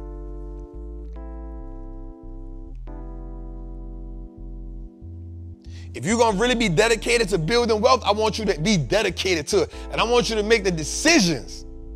I want you to make the decisions like you're dedicated to it. And that means, we can't go on vacation this time. Or we're gonna go on vacation, but it's gonna be a little cheaper than what we normally do. Nope, I wanted to get them shoes. I'm not gonna get them shoes, I'm gonna get a little cheaper pair. I ain't tripping because I'm really serious about building wealth. No, I ain't gonna order DoorDash 50 million times. I'm not gonna spend $2,000 a week, a month on DoorDash. I'm not gonna spend $200 a week on DoorDash. Nope, I'm gonna go on and do the things I need to do. I want you to start making better decisions all the way around the board. Your commitment to the process determines the progress. Your commitment to the process determines the progress. That's why you gotta be obsessed with the process. You gotta be obsessed with it. Man, my partner at home told me something, man. My dog, B Jizzle. B Jizzle told me something. He said, Trap. He said, dog, I can see you working out, but I also can tell you ain't obsessed with it like you is with the stocks. I said, what? He said, no, I can see you working out. I see it. I see it. But I can tell you ain't obsessed with it like you are the stocks. Because if you were, you'll be right in no time. He said, bro, one good workout a day. Eat less food. Go hard when you go. So since I've been home, I've been working out twice a day. I've been running, I've been doing cardio, I've been working out twice a day. I've been eating less, but I've been eating better. I'm eating 3 meals a day, or a turkey breast and vegetables. That's it. Smoothie or something in the morning. A turkey breast, vegetables at 12. A turkey breast, vegetables at 3. A turkey breast, vegetables at 6. I'm good. I eat my little Simply popcorn, smart popcorn later on. That's my little snack. A celery and peanut butter. The crazy part was, just in 3 days, I'm like, damn, I feel better. I'm not eating at all crazy times. I'm not eating something full. Like, bro, stop eating till you full. Drink more water. I'm like, say less, bro. I'm on it. I'm on it. And then I just made the commitment to myself, like, bro, this is what we doing. And then I say, you know what? Since I'm doing that, you know what? Trap, we need to read more. We need to dedicate 3 times a day to reading. And you know, while you're reading, you need to dedicate 3-4 more times a day to praying. Okay, say less. And outside of Trappin Tuesdays, you need to be to sleep by 11 o'clock, 10:30, 11 o'clock. Okay, say less. So you can get up at 6 o'clock consistently, not just some days, but every day. The commitment to the process.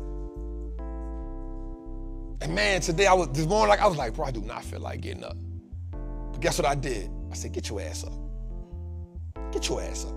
Now. I got up. And here's the thing about getting up.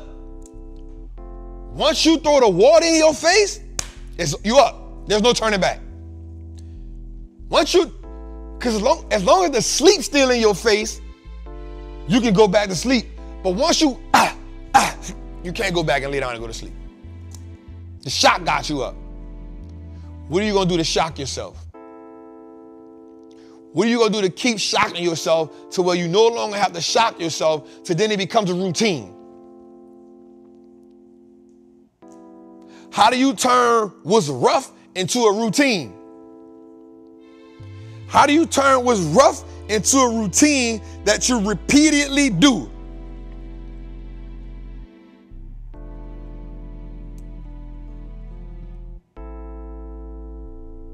Greatness don't come by happenstance. You don't get your freedom because somebody gave it to you.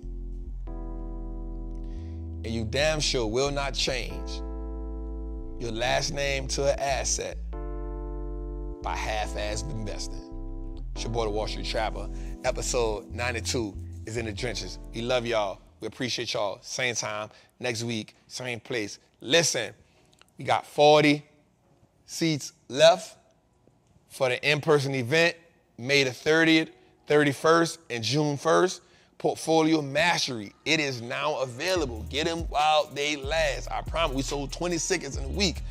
We coming. It's going to be amazing. intimate. There will not be no streaming. There ain't gonna be no streaming. Ain't no, I can watch it from Zoom. No, you can't. Come in, come work with me, come build out these portfolios. Let's do them. Come on, man, let's join the Patreon. Y'all know what we doing. Trappers Anonymous, get your merch.